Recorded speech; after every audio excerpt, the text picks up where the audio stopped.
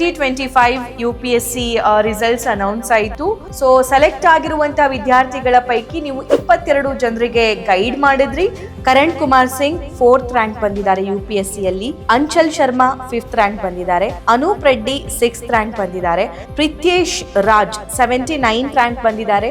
Rajat Kataria 88th rank ಬಂದಿದ್ದಾರೆ. Himanshu Kumar 123rd rank ಬಂದಿದ್ದಾರೆ. ಬಾಗಲಿ Sanjay 114th rank ಬಂದಿದ್ದಾರೆ.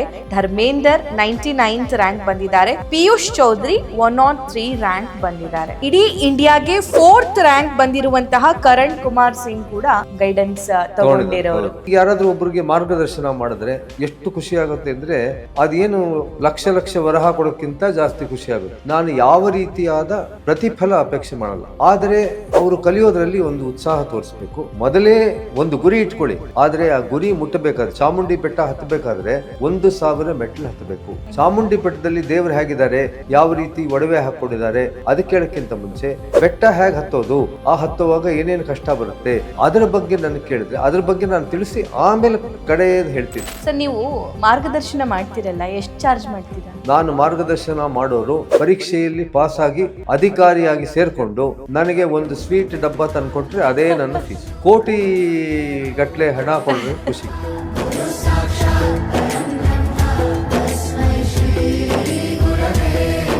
ಫ್ರೀ ಅಂತ ಬಂದ ತಕ್ಷಣ ನಮ್ಮ ಜನರಲ್ಲಿ ಒಂದು ಭಾವನೆ ಇದೆ, ಫ್ರೀ ಕೊಟ್ಟಿದ್ದೆಲ್ಲ ಸಕ್ಸಸ್ ಆಗಲ್ಲ, ಗೌರ್ಮೆಂಟ್ ಹಾಸ್ಪಿಟಲ್ ಟ್ರೀಟ್ಮೆಂಟ್ ತಗೊಂಡಿದ್ದೆಲ್ಲ ನಮಗೆ ವಾಸಿ ಆಗಲ್ಲ ಅಂತ. ಬಟ್ ಈ ಕೋಚಿಂಗ್ ಅಲ್ಲಿ ಸೆಲೆಕ್ಟ್ ಆಗ್ತಾರಾ ಸರ್? ಕೋಚಿಂಗ್ ತಗೊಂಡ್ರೆ ಅಯ್ಯೋ ತುಂಬಾ ಚೆನ್ನಾಗಿದೆ.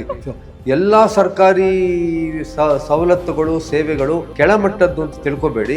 ಆತರ ಕೆಳಮಟ್ಟದಿದ್ದರೆ ಜಯದೇವ ಆಸ್ಪತ್ರೆಗೆ ಹೃದ್ರೋಗ ಸಂಬಂಧಿ ಯಾರು ಹೋಗ್ತಿರ್ಲಿಲ್ಲ, ಕ್ಯಾನ್ಸರ್ ಆಸ್ಪತ್ರೆ ಬೆಂಗಳೂರು ಕಿದ್ವಾಯಿಗೆ ಯಾರು ಹೋಗ್ತಿರ್ಲಿಲ್ಲ.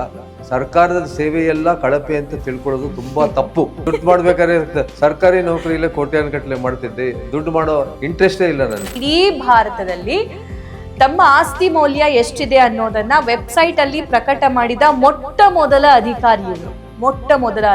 ಇಮ್ಯಾಜಿನ್, ಅವ್ರು ಮಾದರಿ ಆದ್ರು. ಅವರ ನಂತರ ಬೇರೆಯವರು ಕೂಡ ಈಗ ಮಾದರಿ ಆಗ್ತಿದ್ದಾರೆ. ಹೆಂಗ್ ಬಂತು ಈ ಐಡಿಯಾ? ಎಲ್ಲಿಂದ ಬಂತು ಅಂದ್ರೆ PSI ರಿಕ್ರೂಟ್ಮೆಂಟ್ ಆದ್ರೆ ಲಕ್ಷ ದುಡ್ಡು ಕೊಡಬೇಕು, ದುಡ್ಡು ಇಲ್ದವ್ರೆ PSI ಆಗೋಕೆ ಸಾಧ್ಯ ಇಲ್ಲ ಅಂತ ಹೇಳ್ತೀನಿ. ನಾನು ಯಾರ ಹತ್ರನೂ ಒಂದು ನಯಾ ಪೈಸಾ ತಗೊಳ್ಳದೆ 250 PSIಗಳನ್ನು ಸೆಲೆಕ್ಟ್ ಮಾಡ್ತೀನಿ.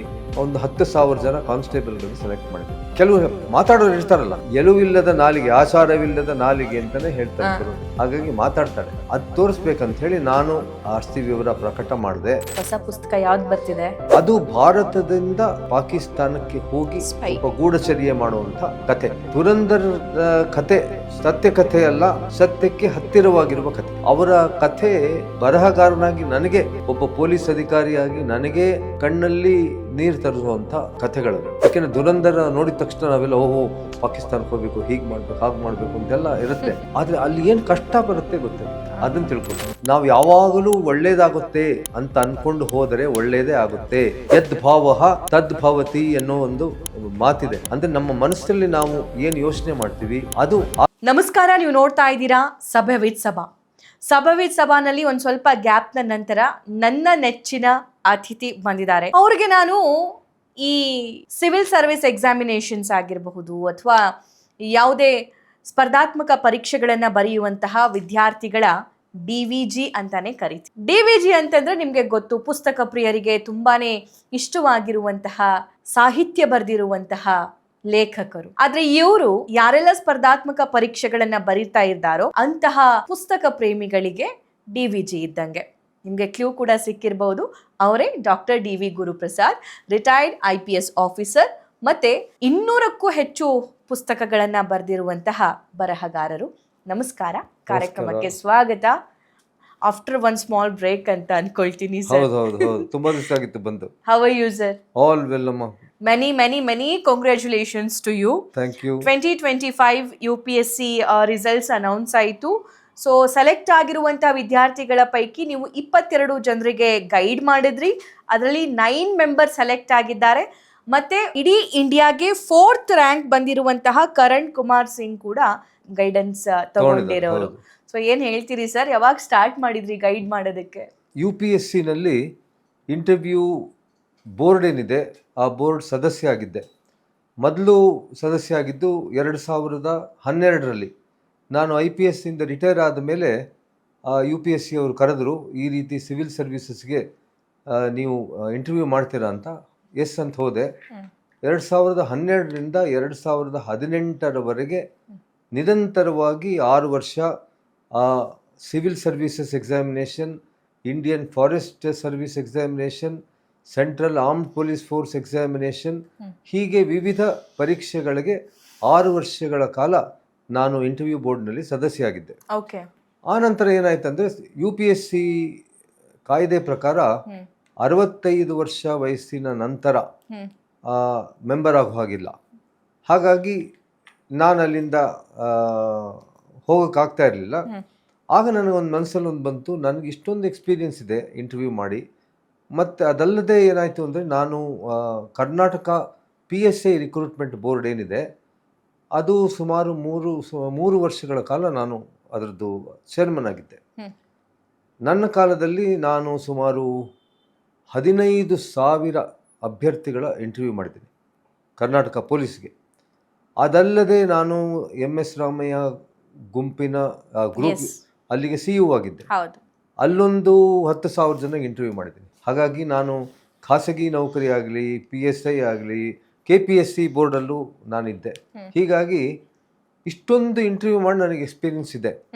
ನಮ್ಮ ಈ ಎಕ್ಸ್ಪೀರಿಯನ್ಸನ್ನು ನಮ್ಮ ವಿದ್ಯಾರ್ಥಿಗಳಿಗೆ ಯಾರಿಗೆ ನನ್ನ ಸಹಾಯ ಬೇಕೋ ಅವರಿಗೆ ನಾನು ಒಂದು ಗೈಡ್ ಮಾಡಿದ್ರೆ ಅವರ ಜೀವನ ಒಂದು ಸುಗಮ ಆಗ್ತದೆ, ಅವ್ರಿಗೊಂದೇನಾದ್ರು ಹೆಲ್ಪ್ ಆಗುತ್ತೆ ಅಂತ ಹೇಳಿ 2018ರಿಂದ ನಾನು ಪ್ರಾರಂಭ ಮಾಡಿದೆ. ಯಾರು ನನ್ನ ಸೇವೆ ಅಪೇಕ್ಷಿಸ್ತಾರೋ ಅವರಿಗೆ ಕೊಡೋಕ್ಕೆ. ಇನ್ನೊಂದು ಹೇಳ್ಬಿಡ್ತೀನಿ, ನಾನು ಒಂದೇನು ತೀರ್ಮಾನ ಮಾಡಿದ್ದೆ ಅಂದರೆ, ನಾನು ಯಾವ ರೀತಿಯಾದ ಪ್ರತಿಫಲ ಅಪೇಕ್ಷೆ ಮಾಡಲ್ಲ ಅವರಿಂದ. ಯಾರೂ ನನಗೇನು ದುಡ್ಡು ಕೊಡಬೇಕಾದಿಲ್ಲ, ಏನೂ ಕೊಡಬೇಕಾದಿಲ್ಲ. ಆದರೆ ಅವರು ಕಲಿಯೋದ್ರಲ್ಲಿ ಒಂದು ಉತ್ಸಾಹ ತೋರಿಸ್ಬೇಕು, ಇಂಟ್ರೆಸ್ಟ್ ಇಟ್ಟು ಕಲಿಬೇಕು. ಈಗ ನೋಡಿ, ಇಂಟರ್ವ್ಯೂನಲ್ಲಿ ಅವರು ಸೆಲೆಕ್ಟ್ ಆಗಿ ಸರ್ಕಾರಿ ನೌಕರಿಗೆ ಸೇರಿ ಅಧಿಕಾರಿಗಳಾದರೆ ಬಹಳ ಖುಷಿ ಆಗುತ್ತೆ. ನಿಮ್ಮ ಹಾಗೆ ಒಬ್ಬ ತರುಣಿ ನಾನು ಗೈಡ್ ಮಾಡಿದೆ. ನಾನು ಮೊನ್ನೆ ಅಸ್ಸಾಂಗೆ ಹೋಗಿದ್ದೆ ಹೋದ ವರ್ಷ. ಆಕೆ ಅಸ್ಸಾಂನಲ್ಲಿ IPS ಅಧಿಕಾರಿಯಾಗಿ ಯೂನಿಫಾರ್ಮ್ ಹಾಕ್ಕೊಂಡು ಬಂದು, ಸರ್ ನಾನು ನಿಮ್ಮಿಂದ ತರಬೇತಿ ಪಡೆದಿದ್ದೆ ಅಂತ ಹೇಳಿದಾಗ ಬಹಳ ಖುಷಿ ಆಯಿತು. ಆಕೆ ನನಗೆ, ನನ್ನ ಪತ್ನಿಗೆ ಎಲ್ಲ ಕಡೆ ಕರ್ಕೊಂಡು ಹೋಗಿ ಎಲ್ಲ ತೋರಿಸಿದ್ಲ, ಊರಿನ ಜಾಗ ಎಲ್ಲ. ಹಾಗಾಗಿ ಇಡೀ ನಮ್ಮ ಭಾರತದಲ್ಲಿ ನನ್ನಿಂದ ಸಿವಿಲ್ ಸರ್ವಿಸಸ್ಗೆ ಇಂಟರ್ವ್ಯೂಗೆ ಮತ್ತು ಇದಕ್ಕೆ ತರಬೇತಿ ಪಡೆದವರು 100 ಜನ ಇದ್ದಾರೆ. ಅಂದರೆ 100 ಜನ ಇಲ್ಲ, ಎಕ್ಸಾಕ್ಟ್ಲಿ ಹೇಳಬೇಕಾದ್ರೆ ಇಲ್ಲಿವರೆಗೂ ಸುಮಾರು 50 ಜನ ನಾನು ತರಬೇತಿ ಕೊಟ್ಟಂಥವರು ಬೇರೆ ಬೇರೆ ಜಾಗಗಳಿದ್ದಾರೆ. ಇವನ್ ನಮ್ಮ ಜಿಲ್ಲೆ, ನಾನು ಹಾವೇರಿ ಜಿಲ್ಲೆಯವಳು, ಹಾವೇರಿ ಜಿಲ್ಲೆಯ SP ಕೂಡ ಯಶೋಧ ಅವರು ನಿಮ್ಮಿಂದ ಗೈಡೆನ್ಸ್ ತಗೊಂಡಿರೋ. ಹೌದು ಹೌದು ಹೌದು, ತುಂಬಾ ಜನ ಈ ರೀತಿ ತಗೊಂಡಿದ್ದಾರೆ. ಆಗ ನನಗೊಂಥರ ಖುಷಿ ಆಗುತ್ತೆ. ಈಗ ಯಾರಾದರೂ ಒಬ್ರಿಗೆ ಮಾರ್ಗದರ್ಶನ ಮಾಡಿದ್ರೆ ಎಷ್ಟು ಖುಷಿ ಆಗುತ್ತೆ ಅಂದರೆ, ಅದೇನು ಲಕ್ಷ ವರಹ ಕೊಡೋಕ್ಕಿಂತ ಜಾಸ್ತಿ ಖುಷಿ ಆಗುತ್ತೆ. ಹಾಗಾಗಿ ಇದನ್ನು ಮಾಡ್ತಾ ಇದ್ದೀನಿ. ಅದಕ್ಕೆ ಅವ್ರಿಗೋಸ್ಕರ ಪುಸ್ತಕ ಬರೆದಿದ್ದೀನಿ. ನನಗೆ ಹೆಂಗೆ ಅಂದರೆ, ಹೆಸರು ಸ್ಲೋಲಿ ಜನ ಎಲ್ಲ ಹೇಳ್ತಾ ಹೋಗ್ತಾರೆ, ಅವರವರ ಸೋಷಿಯಲ್ ಮೀಡಿಯಾ ಮೂಲಕ ನನ್ನ ಬಗ್ಗೆ ಮಾತಾಡ್ತಾರೆ, ನನ್ನ ಫೋನ್ ನಂಬರ್ ಶೇರ್ ಮಾಡ್ತಾರೆ. ತುಂಬ ಜನ ಏನು ಮಾಡ್ತಾರೆ, ಈಗ ಉದಾಹರಣೆಗೆ ನಿನ್ನೆ ದಿವಸ ನಮ್ಮ ಫಾರೆಸ್ಟ್ ಸರ್ವಿಸ್ ರಿಸಲ್ಟ್ ಬಂತು. ಈ ರಿಸಲ್ಟಲ್ಲಿ ನಮ್ಮ ಕರ್ನಾಟಕದವ್ರಿಗಿಂತ ಹೆಚ್ಚಿಗೆ ಹೊರಗಡೆ ರಾಜ್ಯದವ್ರು ನನ್ನ ಜೊತೆ ಕಾಂಟ್ಯಾಕ್ಟ್ ಮಾಡಿದ್ರು. ಅವರೆಲ್ಲ ನನಗೆ ಮೊಬೈಲ್ ಫೋನ್ನಲ್ಲಿ ವಿಡಿಯೋ ಮೂಲಕ ನನ್ನ ಹತ್ರ ತರಬೇತಿ ಪಡಿತಾರೆ. ಅವ್ರಿಗೆ ನಾನು ಮಾಕ್ ಇಂಟರ್ವ್ಯೂ ಅಂತ ಕರೀತಾರೆ, ಒನ್ ಆನ್ ಒನ್ ಇಂಟರ್ವ್ಯೂ ಅಂತ. ಈ ರೀತಿ ಇಂಟರ್ವ್ಯೂ ಮಾಡ್ತೀನಿ, ಪ್ರಶ್ನೆಗಳು ಕೇಳ್ತೀನಿ. ಈ ರೀತಿ ಪ್ರಶ್ನೆಗಳು ಬರುತ್ತೆ ನಿಮಗೆ ನಿಮ್ಮ ಸಂದರ್ಶನದಲ್ಲಿ, ಅದಕ್ಕೆ ಯಾವ ರೀತಿ ಉತ್ತರ ಕೊಡಬೇಕು ಅನ್ನೋದು ಗೈಡ್ ಮಾಡ್ತೀನಿ. ತುಂಬ ಜನ ನನ್ನ ಗೈಡೆನ್ಸಿಂದ ಸೆಲೆಕ್ಟ್ ಆಗಿದ್ದಾರೆ. ಈಗ ಇತ್ತೀಚೆಗೆ ಮೊನ್ನೆ ರಿಸಲ್ಟ್ ಹೇಳಿದ್ನಲ್ಲ, ಆ ರಿಸಲ್ಟಲ್ಲಿ ಏನಾಗಿತ್ತು ಅಂದರೆ, ಇಬ್ಬರು ಹೋದ ವರ್ಷ 2025ರಲ್ಲಿ ಅವ್ರಿಗೆ ಗೈಡ್ ಮಾಡಿದ್ದು, 25ರಲ್ಲಿ ಪಾಪ ಅವ್ರಿಗೆ ಆಗಿರಲಿಲ್ಲ, ಈಗಾಯಿತು. ಇನ್ನು ಕೆಲವರು ನಾನು ಫಾರೆಸ್ಟ್ ಸರ್ವಿಸ್ಗೆ ಮಾಡಿರ್ತೀನಿ, IASಗೆ ಆಗಿರ್ತಾರೆ. ಕೆಲವರು IAS ಮತ್ತು ಫಾರೆಸ್ಟ್ ಸರ್ವಿಸ್ ಎರಡಕ್ಕೂ ಆಗಿರ್ತಾರೆ. ಹೀಗೆ ಇಂಟರ್ವ್ಯೂನಲ್ಲಿ ಪಾಸ್ ಆಗೋದು ಅದಕ್ಕೊಂದು ಟೆಕ್ನಿಕ್. ಇಂಟರ್ವ್ಯೂನಲ್ಲಿ ಹೆಚ್ಚು ಮಾರ್ಕ್ಸ್ ತೊಗೊಳೋದಕ್ಕೆ ಒಂದು ಟೆಕ್ನಿಕ್ ಇದೆ. ಪ್ರತಿಯೊಬ್ಬರು ಒಂದು ಹೇಳ್ತೀನಿ, ಯಾರು ಇಂಟರ್ವ್ಯೂಗೆ ಸೆಲೆಕ್ಟ್ ಆಗ್ತಾರೆ ಅವರಷ್ಟೂ ಜನ ಬುದ್ಧಿವಂತರು. ಅವರು ಬುದ್ಧಿವಂತರಾಗಿ ಅವ್ರಿಗೆ ಇಂಟರ್ವ್ಯೂಗೆ ಹೋದಾಗ ನರ್ವಸ್ನೆಸ್ ಬಂದ್ಬಿಡುತ್ತೆ. ಆ ನರ್ವಸ್ನೆಸ್ ಹೋಗಲಾಡಿಸ್ಕೋಬೇಕು. ಮತ್ತು ಕಮ್ಯುನಿಕೇಶನ್ ಏನಿದೆ, ಸಂವಹನ ಏನಿದೆ, ಆ ಸಂವಹನದಲ್ಲಿ ಅವರು ಚೆನ್ನಾಗಿ ಸಂವಹನ ಮಾಡೋಕ್ಕೆ ಆದರೆ ಆಗ ಅವರಿಗೆ ಹೆಚ್ಚಿನ ಮಾರ್ಕ್ಸ್ ಬರುತ್ತೆ. ತುಂಬ ಜನ ಏನಾಗುತ್ತೆ ಅಂದರೆ ಪ್ರಶ್ನೆ ಕೇಳ್ತೀವಿ, ಪ್ರಶ್ನೆ ಕೇಳಿದಾಗ ಅವರಿಗೆ ಗಾಬರಿ ಆಗಿಬಿಡ್ತಾರೆ. ಒಂದೇ ಸಲ 5-6 ಜನ ಹಿರಿಯರು ನೋಡ್ತಾರೆ, ನೋಡಿದ ತಕ್ಷಣ ಎಷ್ಟೋ ಜನ ಚಿಕ್ಕ ಚಿಕ್ಕ ಗ್ರಾಮಗಳಿಂದ ಬಂದಿರ್ತಾರೆ, ಮೊಟ್ಟ ಮೊದಲ ಬಾರಿಗೆ ಅಷ್ಟು ಜನದ ಜೊತೆ ಇಂಟರ್ವ್ಯೂ ಮಾಡೋದು ಅಂದರೆ ಹೇಗಪ್ಪ, ನನಗೆ ಆಗಿದೆ, ನಾನು ಬರೆದಿದ್ದೀನಿ ನನ್ನ ಪುಸ್ತಕದಲ್ಲಿ. ಆ ಹೆದರಿಕೆ ನಾವು ಹೋಗಲಾಡಿಸಿಕೊಂಡ್ರೆ ಯಾರು ಬೇಕಾದರೂ ಆಗ್ಬೋದು, ಕಷ್ಟ ಇಲ್ಲ. ಜನ ನಾವು ತುಂಬಾ ಅಯ್ಯೋ ಇದು ತುಂಬಾ ದೊಡ್ಡ ಕಷ್ಟ ಆಗೋದೇ ಇಲ್ಲ ಅಂತ ಹೆದರ್ಕೋತೀವಿ. ಆ ಹೆದರಿಕೆ ಹೋಗಲಾಡಿಸ್ಕೊಂಡ್ರೆ ಧೈರ್ಯ ಬರುತ್ತೆ, ಸೆಲ್ಫ್ ಕಾನ್ಫಿಡೆನ್ಸ್ ಬರುತ್ತೆ. ಸೆಲ್ಫ್ ಕಾನ್ಫಿಡೆನ್ಸ್ ಬಂದರೆ ಇಂಟರ್ವ್ಯೂನಲ್ಲಿ ಒಳ್ಳೆ ಮಾರ್ಕ್ಸ್ ಬರುತ್ತೆ. ಓಕೆ, ಹಾಗಾದ್ರೆ ನಾನು DV ಗುಂಡಪ್ಪ ಸಾಹಿತ್ಯ ಪ್ರೇಮಿಗಳಿಗೆ ನಿಮ್ಗೂ ಕೂಡ ಅವರು ತುಂಬಾನೇ ಅಚ್ಚುಮೆಚ್ಚು ಅಂತ ನಾನು ಅನ್ಕೊಳ್ತೀನಿ. ಆದ್ರೆ ಯಾರೆಲ್ಲ ಎಕ್ಸಾಮ್ ಪ್ರಿಪರೇಷನ್ ಮಾಡ್ತಿರ್ತಾರೋ ಅವ್ರಿಗೆ ನೀವು DVG ಇದ್ದಂಗೆ ಅಂತಂದೆ, ತಪ್ಪು ಹೇಳಿಲ್ಲ ಅನ್ಸುತ್ತೆ. ಇಲ್ಲ, ನನಗೆ ತುಂಬಾ ಜನ DVG ಅಂತಾನೆ ಕರೆಯೋದು. ನನಗೆ ಪೊಲೀಸ್ ಇಲಾಖೆಯಿಂದ ಹಿಡಿದು ನನ್ನ ಬಗ್ಗೆ ಯಾರಾದ್ರೂ ಹೇಳ್ಬೇಕಾದ್ರೆ ನನ್ನ ಪೂರ್ತಿ ಹೆಸರು ಹೇಳಲ್ಲ, DVG ಅಂತ ಹೇಳ್ತಾರೆ. DV ಗುಂಡಪ್ಪನವ್ರಿಗೂ ನನಗೂ ಅವರು ತುಂಬಾ ದೊಡ್ಡ ಮಹಾನ್ ಲೇಖಕರು, ಅವ್ರಿಗೂ ನನಗೂ ವ್ಯತ್ಯಾಸ ಬರೋಕ್ಕೆ ನನಗೆ ಡಾಕ್ಟರ್ DVG ಅಂತ ಕರೀತಾರೆ, ಕೆಲವರು ಮರಿ DVG ಅಂತ ಕರೀತಾರೆ. ಆದರೆ ಇದುವರೆಗೂ ನಾನು ಎಲ್ಲ ಕಡೆನೂ ಪರಿಚಯ ಆಗಿರೋದು ಡಾಕ್ಟರ್ DVG ಅಂತಾನೆ ಎಲ್ಲರೂ ಕರೆಯೋದು. ನಂಗೆ ಸಾಹಿತ್ಯದ ರಂಗದಲ್ಲಾಗಲಿ ಅಥವಾ ಅಧಿಕಾರಿಗಳ ರಂಗದಲ್ಲಾಗಲಿ ಡಾಕ್ಟರ್ DVG ನೋಡಿದ್ಯಾ, ಅವ್ರು ಬಂದಿದ್ರಾ ಅಂತಾನೆ ಕೇಳ್ತಾರೆ ಹೊರತು ಬೇರೆ. ಹಾಗಾಗಿ ನೀವು ಹೇಳಿದ್ರಲ್ಲಿ ಇಂಟ್ರೊಡಕ್ಷನ್ ಮಾಡಿದ್ರಲ್ಲಿ ತಪ್ಪಾಗಿಲ್ಲ ಅಂತ ಹೇಳಿ ನಿಮ್ಮ ಸ್ಟೂಡೆಂಟ್ಸ್ ಗಳಿಗೆ ತುಂಬಾ ಇಷ್ಟ ಆಗುತ್ತೆ ಅಂತ ಅನ್ಕೊಳ್ತೀನಿ ಸರ್. ಹೌದು. ಗುರುಪ್ರಸಾದ್ ಸರ್, ನಾನು ಹೇಳ್ಬಿಡ್ತೀನಿ ಯಾರೆಲ್ಲ ಸ್ಟೂಡೆಂಟ್ಸ್ ರ್ಯಾಂಕ್ ಬಂದಿದ್ದಾರೆ, ಯಾವ್ಯಾವ ರ್ಯಾಂಕ್ ಬಂದಿದ್ದಾರೆ ಅಂತ. ಕರಣ್ ಕುಮಾರ್ ಸಿಂಗ್ 4th ರ್ಯಾಂಕ್ ಬಂದಿದ್ದಾರೆ UPSC ಅಲ್ಲಿ. ಅಂಚಲ್ ಶರ್ಮಾ 5th ರ್ಯಾಂಕ್ ಬಂದಿದ್ದಾರೆ. ಅನೂಪ್ ರೆಡ್ಡಿ 6th ರ್ಯಾಂಕ್ ಬಂದಿದ್ದಾರೆ. ಪ್ರಿತ್ಯೇಶ್ ರಾಜ್ 79th ರ್ಯಾಂಕ್ ಬಂದಿದ್ದಾರೆ. ರಜತ್ ಕಟಾರಿಯಾ 88th ರ್ಯಾಂಕ್ ಬಂದಿದ್ದಾರೆ. ಹಿಮಾಂಶು ಕುಮಾರ್ 123 ಬಂದಿದ್ದಾರೆ. ಬಾಗಲಿ ಸಂಜಯ್ 114th ರ್ಯಾಂಕ್ ಬಂದಿದ್ದಾರೆ. ಧರ್ಮೇಂದರ್ 99th ರ್ಯಾಂಕ್ ಬಂದಿದ್ದಾರೆ.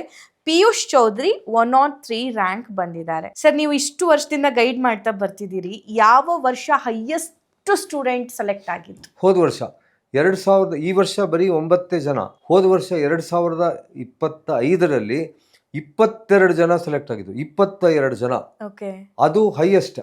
ಆದ್ರೆ ಈ ವರ್ಷ ಅಂದ್ರೆ ಮೊನ್ನೆ ನೀವು 9 ಜನ ಹೆಸರು ಹೇಳಿದ್ರಲ್ಲ, ಆ 9 ಜನದ ಗುಂಪಲ್ಲಿ ನಾನು 22 ಜನಕ್ಕೆ ಗೈಡ್ ಮಾಡಿದೆ. 22 ಜನದ ಒಂದೇ ಒಂದು ಎಲ್ಲರದ್ದು ಕಾಮನ್ ಏನು ಹೇಳಬೇಕು ಅಂದರೆ, ನಾನು ಇಲ್ಲಿವರೆಗೆ ಸುಮಾರು 500 ಅಭ್ಯರ್ಥಿಗಳ ಗೈಡ್ ಮಾಡಿದ್ದೀನಿ. ಆ 500 ಅಭ್ಯರ್ಥಿಗಳಲ್ಲಿ ಈ ವರ್ಷ ಯಾರಿಗೆ ಗೈಡ್ ಮಾಡಿದ 22 ಅಭ್ಯರ್ಥಿಗಳು ಅವರು ಎಲ್ಲರಿಗಿಂತ ಅತ್ಯಂತ ಮೇಧಾವಿಗಳು. ನನಗೆ ಒಂದೊಂದ್ಸಲ ಏನು ಅನಿಸ್ಬಿಡ್ತು ಅಂದರೆ, ಅವರು ನನಗೆ ಇಂಟರ್ವ್ಯೂ ಮಾಡಬೇಕು ಅಂತ ಅನಿಸ್ಬಿಟ್ಟು, ಅಷ್ಟು ಬುದ್ಧಿವಂತರವರು.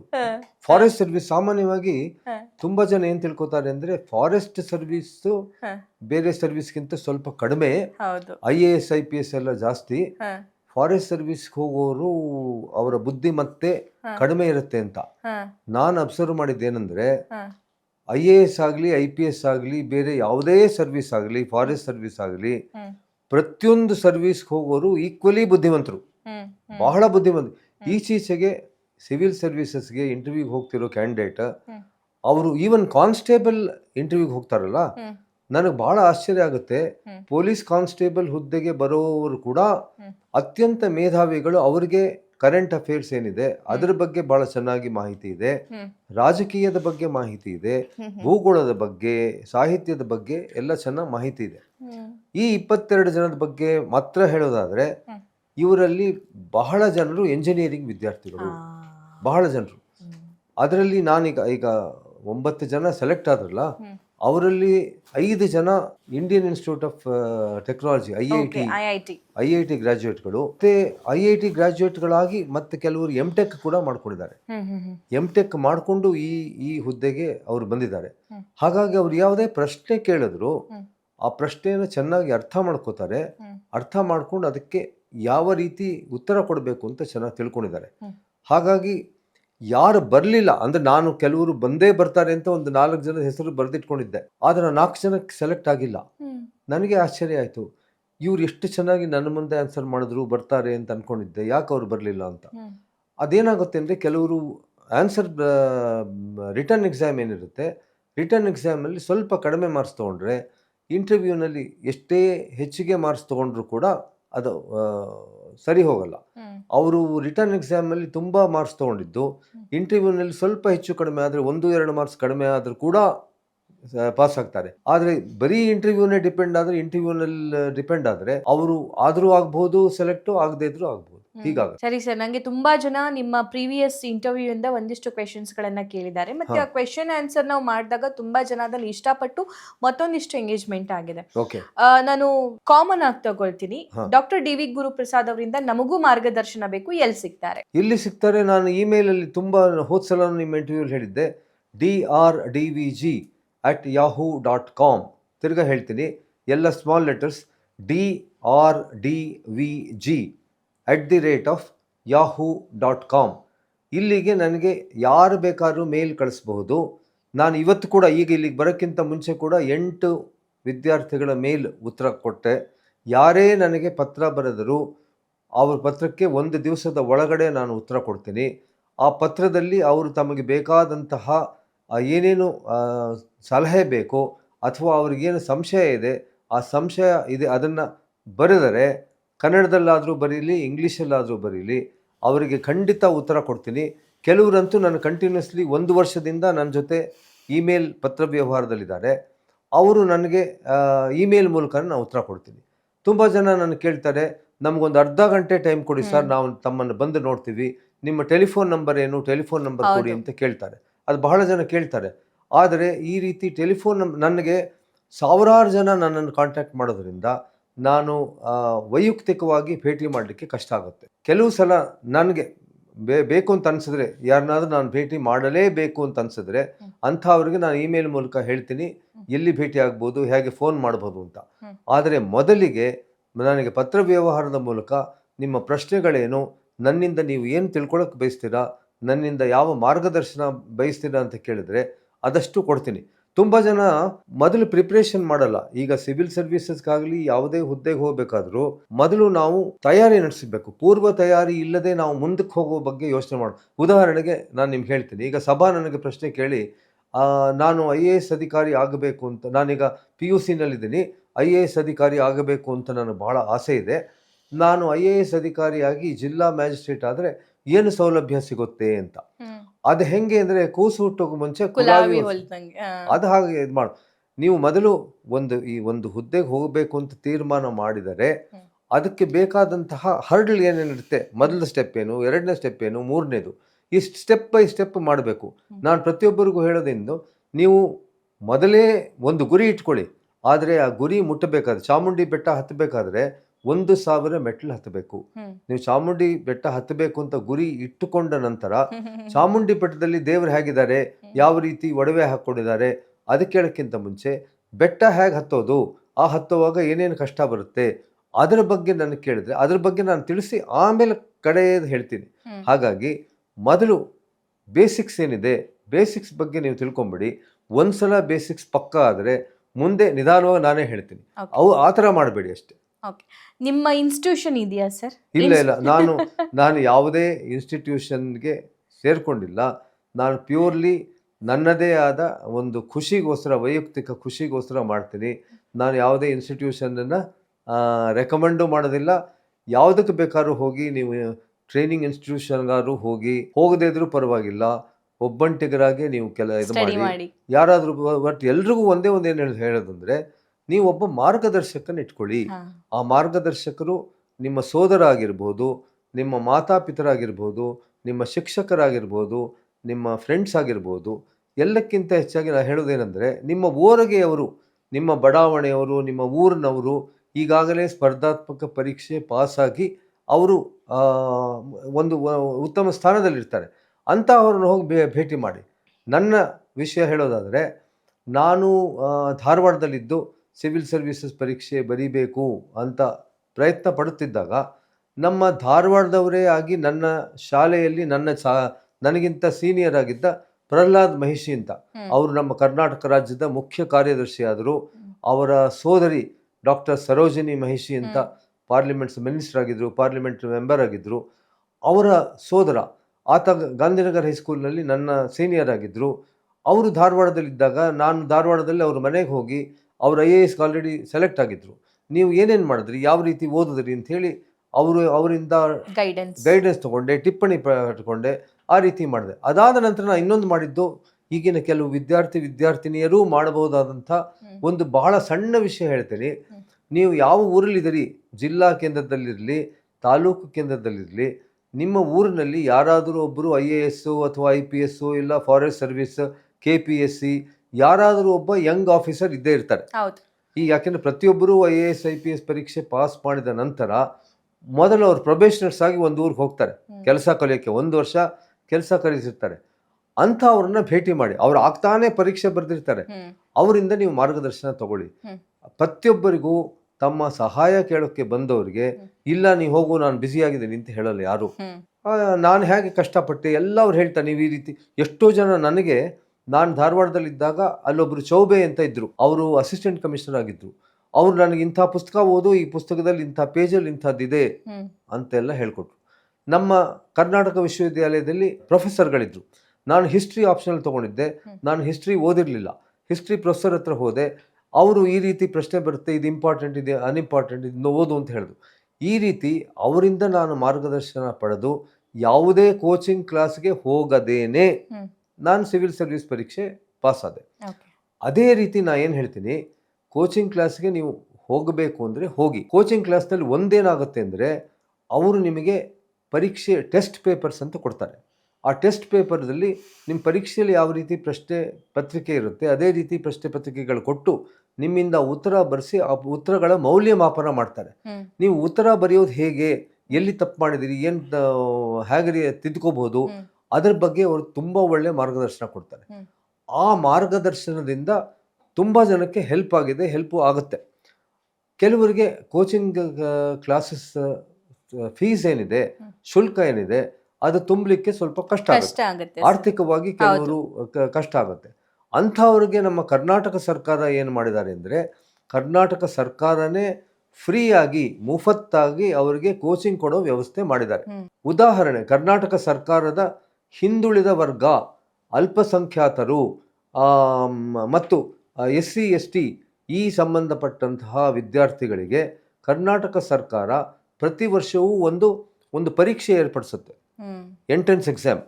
ಆ ಪರೀಕ್ಷೆಯಲ್ಲಿ ಯಾರು ತೇರ್ಗಡೆ ಆಗ್ತಾರೆ, ಆ ತೇರ್ಗಡೆ ಆದಂಥ ಸುಮಾರು 200-300 ಜನ ಅಭ್ಯರ್ಥಿಗಳು, ಅವರು ಯುವಕರು ಯುವತಿಯರಾಗಿರ್ಬೋದು, ಅವರನ್ನು ಸೆಲೆಕ್ಟ್ ಮಾಡಿ ಅವರಿಗೆ ಸುಮಾರು 8-10 ತಿಂಗಳ ತರಬೇತಿ ಕೊಡ್ತಾರೆ.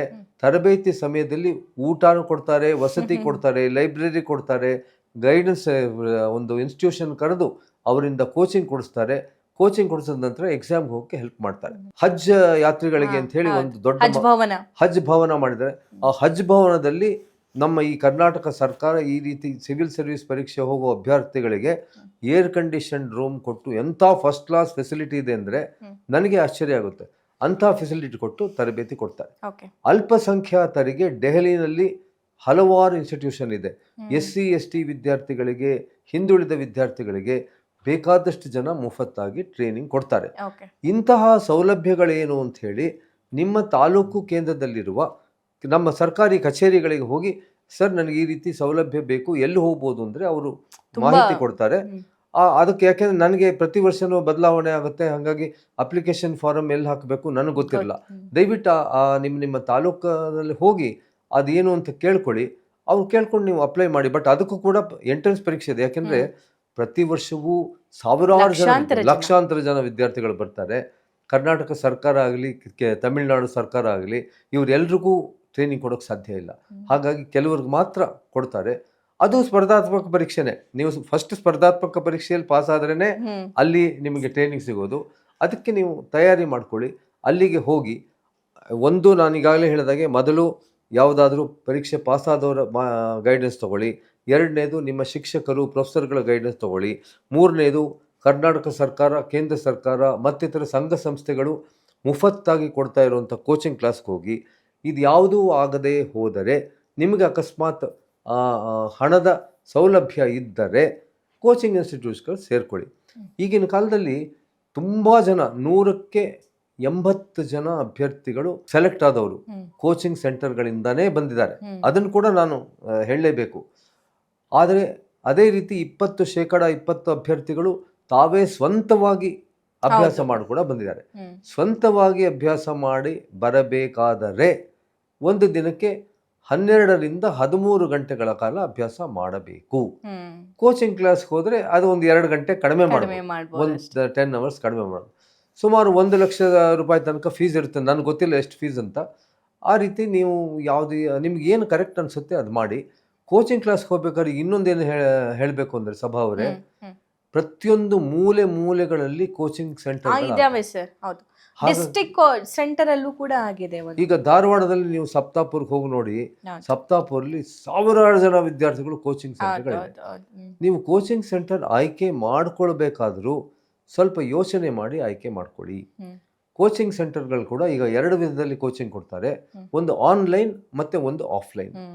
ಆನ್ಲೈನ್ ಕೋಚಿಂಗ್ ಸ್ವಲ್ಪ ಕಡಿಮೆ ಶುಲ್ಕ ಅದಕ್ಕೆ. ಆಫ್ಲೈನ್ ನಾವೇ ಎದುರು ಬದರು ಹೋದರೆ ಈಗ ಬೆಂಗಳೂರಿನಲ್ಲಿ ವಿಜಯನಗರ ಬಡಾವಣೆಯಲ್ಲಿ ಬೇಕಾದಷ್ಟು ಕೋಚಿಂಗ್ ಸೆಂಟರ್ ಇದೆ. ಅಲ್ಲಿಗೆ ಹೋಗಬೇಕಾದ್ರೆ ವಿದ್ಯಾರ್ಥಿಗಳಿಗೆ ಬೇರೆ ಬೇರೆ ನಮ್ಮ ಕರ್ನಾಟಕದ ಮೂಲೆಗಳಿಂದ ಸಾವಿರಾರು ವಿದ್ಯಾರ್ಥಿಗಳು ಇವತ್ತು ವಿಜಯನಗರದಲ್ಲಿ ಬಂದಿದ್ದಾರೆ ಬೇರೆ ಬೇರೆ ಕೋಚಿಂಗ್ ಸೆಂಟರ್ಗೆ. ಅವರು ಕೋಚಿಂಗ್ ಸೆಂಟರ್ಗಳ ಅಡ್ವರ್ಟೈಸ್ಮೆಂಟ್ಗಳು ನೋಡಿ, ಇಲ್ಲಿ ಹೋದರೆ ನಾವು ಪಾಸ್ ಆಗ್ಬೋದು ನೋಡಿ, ಅಥವಾ ಬೇರೆಯವರ ಕಿವಿ ಮಾತುಗಳಿಂದ ಕೇಳಿ ಅಲ್ಲಿಗೆ ಹೋಗ್ತಾರೆ. ಆದರೆ ಅದನ್ನು ಸೆಲೆಕ್ಟ್ ಮಾಡುವಾಗಲೂ ನೀವು ಸರಿಯಾಗಿ ಕೋಚಿಂಗ್ ಸೆಂಟರ್ ಸೆಲೆಕ್ಟ್ ಮಾಡ್ಕೊಳ್ಳಿ. ಯಾವ ಕೋಚಿಂಗ್ ಸೆಂಟರ್ನಲ್ಲಿ ನಿಮಗೆ ಚೆನ್ನಾಗಿ ಕಲಿಸ್ತಾರೆ ಅದನ್ನು ನೀವು ನೋಡಿಕೊಂಡು ಅಂಥ ಕೋಚಿಂಗ್ ಸೆಂಟರ್ಗೆ ಹೋದರೆ ಒಳ್ಳೆ ಕೋಚಿಂಗ್ ಸಿಗುತ್ತೆ.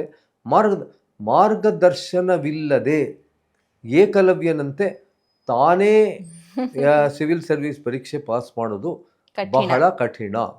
ಆದರೆ ಸಾಧ್ಯವೇ ಇಲ್ಲ ಅಂತ ನಾನು ಹೇಳಲ್ಲ, ಸಾಧ್ಯ ಇದೆ, ಆದರೆ ಕಠಿಣ. ಓಕೆ ಸರ್, ನೀವೊಂದು ಮಾತು ಹೇಳಿದ್ರಿ, ಅದು ತುಂಬ ಜನ ವಿದ್ಯಾರ್ಥಿಗಳಿಗೆ, ಲಕ್ಷಾಂತರ ವಿದ್ಯಾರ್ಥಿಗಳಿಗೆ ಗೈಡೆನ್ಸ್ ಇದ್ದಂಗೆ. ದಟ್ ಈಸ್ ಗೌರ್ಮೆಂಟಿಂದಲೇ ನಿಮ್ಮ ವ್ಯಾಪ್ತಿಗೆ ಸಂಬಂಧಪಟ್ಟಂಗೆ ಅಥವಾ ಸಮುದಾಯಕ್ಕೆ ಸಂಬಂಧಪಟ್ಟಂಗೆ ಫ್ರೀ ಕೋಚಿಂಗ್ ಕೊಡ್ತಾರೆ ಅಂತ. ನಮ್ಮಲ್ಲಿ ಈ ಫ್ರೀ ಅಂತ ಬಂದ ತಕ್ಷಣ ನಮ್ಮ ಜನರಲ್ಲಿ ಒಂದು ಭಾವನೆ ಇದೆ, ಫ್ರೀ ಕೊಟ್ಟಿದ್ದೆಲ್ಲ ಸಕ್ಸಸ್ ಆಗಲ್ಲ, ಗೌರ್ಮೆಂಟ್ ಹಾಸ್ಪಿಟಲಲ್ಲಿ ಟ್ರೀಟ್ಮೆಂಟ್ ತಗೊಂಡಿದ್ದೆಲ್ಲ ನಮಗೆ ವಾಸಿ ಆಗಲ್ಲ ಅಂತ. ಬಟ್ ಈ ಕೋಚಿಂಗ್ ಅಲ್ಲಿ ಸೆಲೆಕ್ಟ್ ಆಗ್ತಾರಾ ಸರ್ ಕೋಚಿಂಗ್ ತಗೊಂಡ್ರೆ? ಅಯ್ಯೋ, ತುಂಬಾ ಚೆನ್ನಾಗಿದೆ. ನಾನು ಇನ್ಸಿಡೆಂಟಲಿ ಕಳೆದ ವರ್ಷ ನಾನೇ ಈ ಗೌರ್ಮೆಂಟ್ ಕೊಡ್ತಾ ಇರೋದಂಥ ಕೋಚಿಂಗ್ ಸೆಂಟರ್ಗೆ ಹೋಗಿ ಅಲ್ಲಿಯ ವಿದ್ಯಾರ್ಥಿನಿಯರಿಗೆ ನಾನು ಮಾತಾಡಿಸಿ ಬಂದಿದ್ದೀನಿ.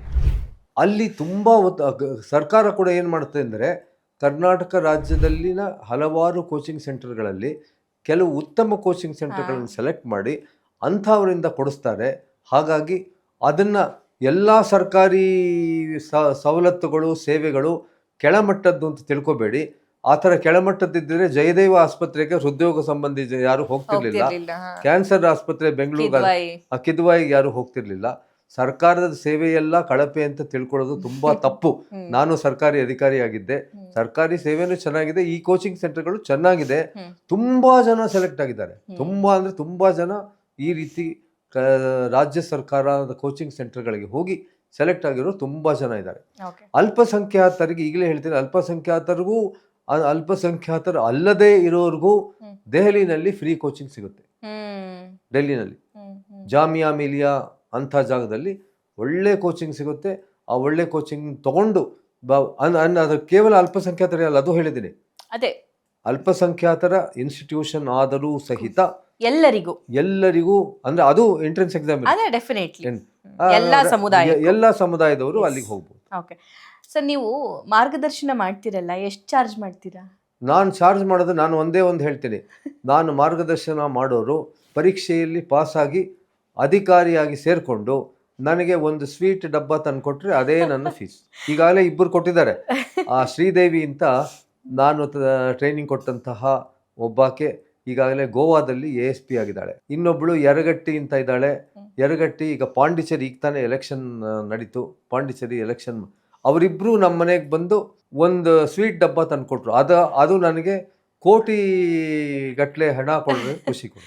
ಯಾಕೆ ಈ ಪ್ರಶ್ನೆ ಕೇಳಿದೆ ಅಂತಂದ್ರೆ 100 ಜನ ಈ ಪ್ರಶ್ನೆ ಕೇಳಿದ್ದಾರೆ, ಫೀಸ್ ಎಷ್ಟು ಹೇಳಿ, ಇನ್ಸ್ಟಿಟ್ಯೂಷನ್ ಎಲ್ಲಿದೆ ಹೇಳಿ, ದುಡ್ಡು ಕೊಡ್ಬೇಕು ಹೇಳಿ ಅಂತ ಅಂದ್ಬಿಟ್ಟು. ದುಡ್ಡು ಕೊಟ್ಟು ತಗೊಳ್ಳೋದು ಇಲ್ಲಿ ನಾ ಇಲ್ಲಿ ದುಡ್ಡು ಮಾಡ್ಬೇಕಾದ್ರೆ ಸರ್ಕಾರಿ ನೌಕರಿ ಇಲ್ಲ ಕೋಟ್ಯಾನುಗಟ್ಟಲೆ ಮಾಡ್ತಿದ್ದೆ, ದುಡ್ಡು ಮಾಡೋ ಇಂಟ್ರೆಸ್ಟೇ ಇಲ್ಲ ನನಗೆ. ನಾನು ಮತ್ತೊಂದು ಫಸ್ಟ್ ಇಂಟರ್ವ್ಯೂ ಅಲ್ಲಿ ಪ್ರಸ್ತಾಪ ಮಾಡಿದ್ದೆ ಸರ್, ಈಗ ಮತ್ತೊಮ್ಮೆ ಮಾಡಬೇಕು ಅಂತ ಅನ್ಸುತ್ತೆ, ಯಾಕಂದ್ರೆ ಈ ವಿಷಯ ಬಂದಿರೋದ್ರಿಂದ. ನಾನು doctor D V Guruprasad sir ಬಗ್ಗೆ ಹೇಳಬೇಕು ಅಂತಂದ್ರೆ, ಇಡೀ ಭಾರತದಲ್ಲಿ ತಮ್ಮ ಆಸ್ತಿ ಮೌಲ್ಯ ಎಷ್ಟಿದೆ ಅನ್ನೋದನ್ನ ವೆಬ್ಸೈಟ್ ಅಲ್ಲಿ ಪ್ರಕಟ ಮಾಡಿದ ಮೊಟ್ಟ ಮೊದಲ ಅಧಿಕಾರಿ ಇವರು, ಮೊಟ್ಟ ಮೊದಲ ಅಧಿಕಾರಿ. ಇಮ್ಯಾಜಿನ್, ಬೇರೆ ಬೇರೆ ಅಧಿಕಾರಿಗಳು, ಬೇರೆ ಬೇರೆ ರಾಜಕಾರಣಿಗಳು, ಬೇರೆ ಬೇರೆ ಬಿಸ್ನೆಸ್ ಮೆನ್ ವ್ಯಕ್ತಿಗಳು ಹೇಗಿರ್ತಾರೆ ಅಂತ. ಆದ್ರೆ ಅವ್ರ ಆಸ್ತಿ ಎಷ್ಟಿದೆ ಅಂತ ಅಂದು ಅವ್ರು ತೋರ್ಸಿದ್ರಲ್ಲಿ ಅವ್ರು ಮಾದರಿ ಆದ್ರು. ಅವರ ನಂತರ ಬೇರೆಯವರು ಕೂಡ ಈಗ ಮಾದರಿ ಆಗ್ತಿದ್ದಾರೆ.